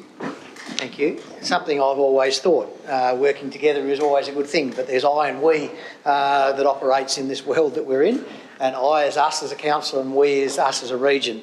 I'd like to congratulate Mark, the steering committee and the group that brought this collaboration document together, because I think this is the best chance we've had in a long, long time. We've tried this on numerous occasions, but the I gets in the way of the we so often. And that's been, I think, one of the sad things for this community. I mean, I think we, as an I, have done quite well out of our own machinations, and I think that's something which says, well, we can do it our own if we want to. But ultimately, I'm pleased that the federal government is seeing it that way, because they actually talked the talk on that, but I don't think they walked the walk on that in the past. So it's the old story, is it's all very easy to write things down on paper and say we're going to do something, but if you don't actually do it, then it's a waste of time. I'm very comforted by the leadership of the NTDC now and where we're going with it, and I just hope that all of the other councils in the region jump on board and give it the due respect and make this work. And I think if we actually try hard, we'll actually see some really great economic benefits and for the greater community. So congratulations. I'll be voting in favour of this today, and I think it's a really great step forward. So let's make it work. Thank you, Councillor Mackenzie. Councillor Dawkins. Thank you. I'd just like to highlight that this is about economic development, not just economic activity. I like the line here that it encompasses both growth and welfare values. For too long, we've considered that economic activity can somehow happen separate from people, but of course it is of people and for people, and that's the most important part of this document, I think. If you truly recognise this, and we'll make sure that this is instilled and imbued in every part of this plan, then I think we have got a great opportunity to collaborate with others in the region and really move this community forward, because this community, as we all know, has a much higher than usual standard of living, much lower for many people, and a high number of disadvantaged people. So if this plan is to work, then we are going to lift those people out of that disadvantage. And we're going to hold you to account on that. Thank you, Councillor Dawkins. Councillor Finlay. Thank you, Deputy Mayor. Following on almost from that flavour, I wanted to open by thanking everybody that had contributed effort to this, but acknowledging that in the steering group, it is unusual in any region, and it's less common in our region for people to be protective over things. And I love the fact that the steering group had Stephen Brown on it. I love the fact that there's people that are representing different organisations and community in that, and I think that shows the power of the outcomes that are available. Where that might be important that people are recognised as much as the importance of the economy and how they're woven together, not separate, I love the statement in the report that says, a regional collaboration framework need not be complicated. In fact, it cannot be complicated. It needs to be simple. And that's where so often you work for something that's too hard, too complicated, too stretched. But although it's been said at the table a number of times, it is not just about short-term election cycles either. I also love that it's identified in the document that and I think we're in a great place, we are well prepared to work together for election cycles and present things in a really mature way. I think we're working well together because we've got great leaders that are open to working together, but this says we've got to go beyond the cycle. We've got to be bold and have those good collaborations, create great outcomes for our region.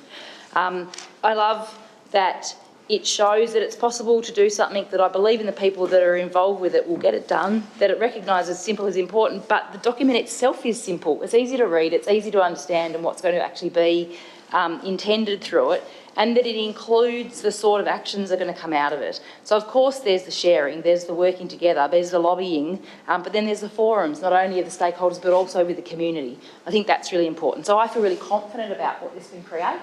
I'm really grateful for the work that's gone into it, and I look forward, as part of the region, to being part of it. Thank you, Councillor Finlay. Any contributions from those that haven't spoken? Councillor Soward, do you wish to close? Thanks, Deputy, and thank all councillors for their contribution. I'll just close by saying that the timing of this is extremely useful insofar as getting through the COVID pandemic last year, and seeing the good in humanity that came out in that time, where people did collaborate and work together and try to support one another. We've got this document now that can really make a difference. Thank you. Let's put the motion. All those in favour? That is all councillors present. The recommendation is carried. We now move to 21, closed council. The recommendation that council move into closed session to consider confirmation of minutes, extension of lease to Invermay Road and lease Tramshed Function Centre. Someone to move? Councillor Harris. A seconder? Councillor Daking.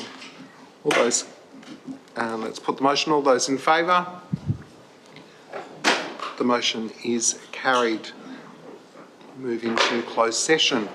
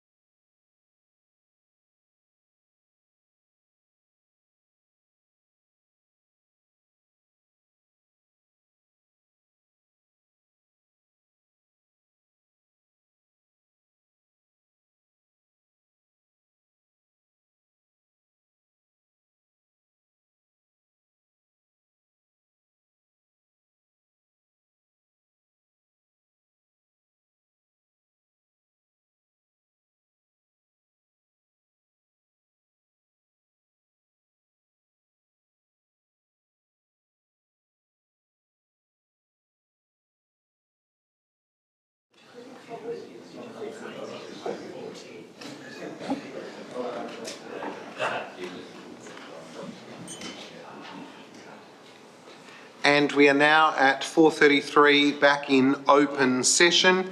The recommendation is that we consider the items that were discussed in closed. Confirmation of the minutes from the meeting of the 10th of December. Councillors considered the extension of the terms of the lease for the Blue Cafe. Councillors considered a 7-year extension of the current lease of the Tramshed Function Centre. Moved by Councillor Soward. Someone to second the motion. Councillor Daking. All those in favour? That is all councillors present. The motion is carried. We will close the meeting at 4:33. Can I thank you for your assistance in getting through a monster agenda, and to all of the staff, particularly in planning, who did such a great job to compilate everything that was required. Thanks so much.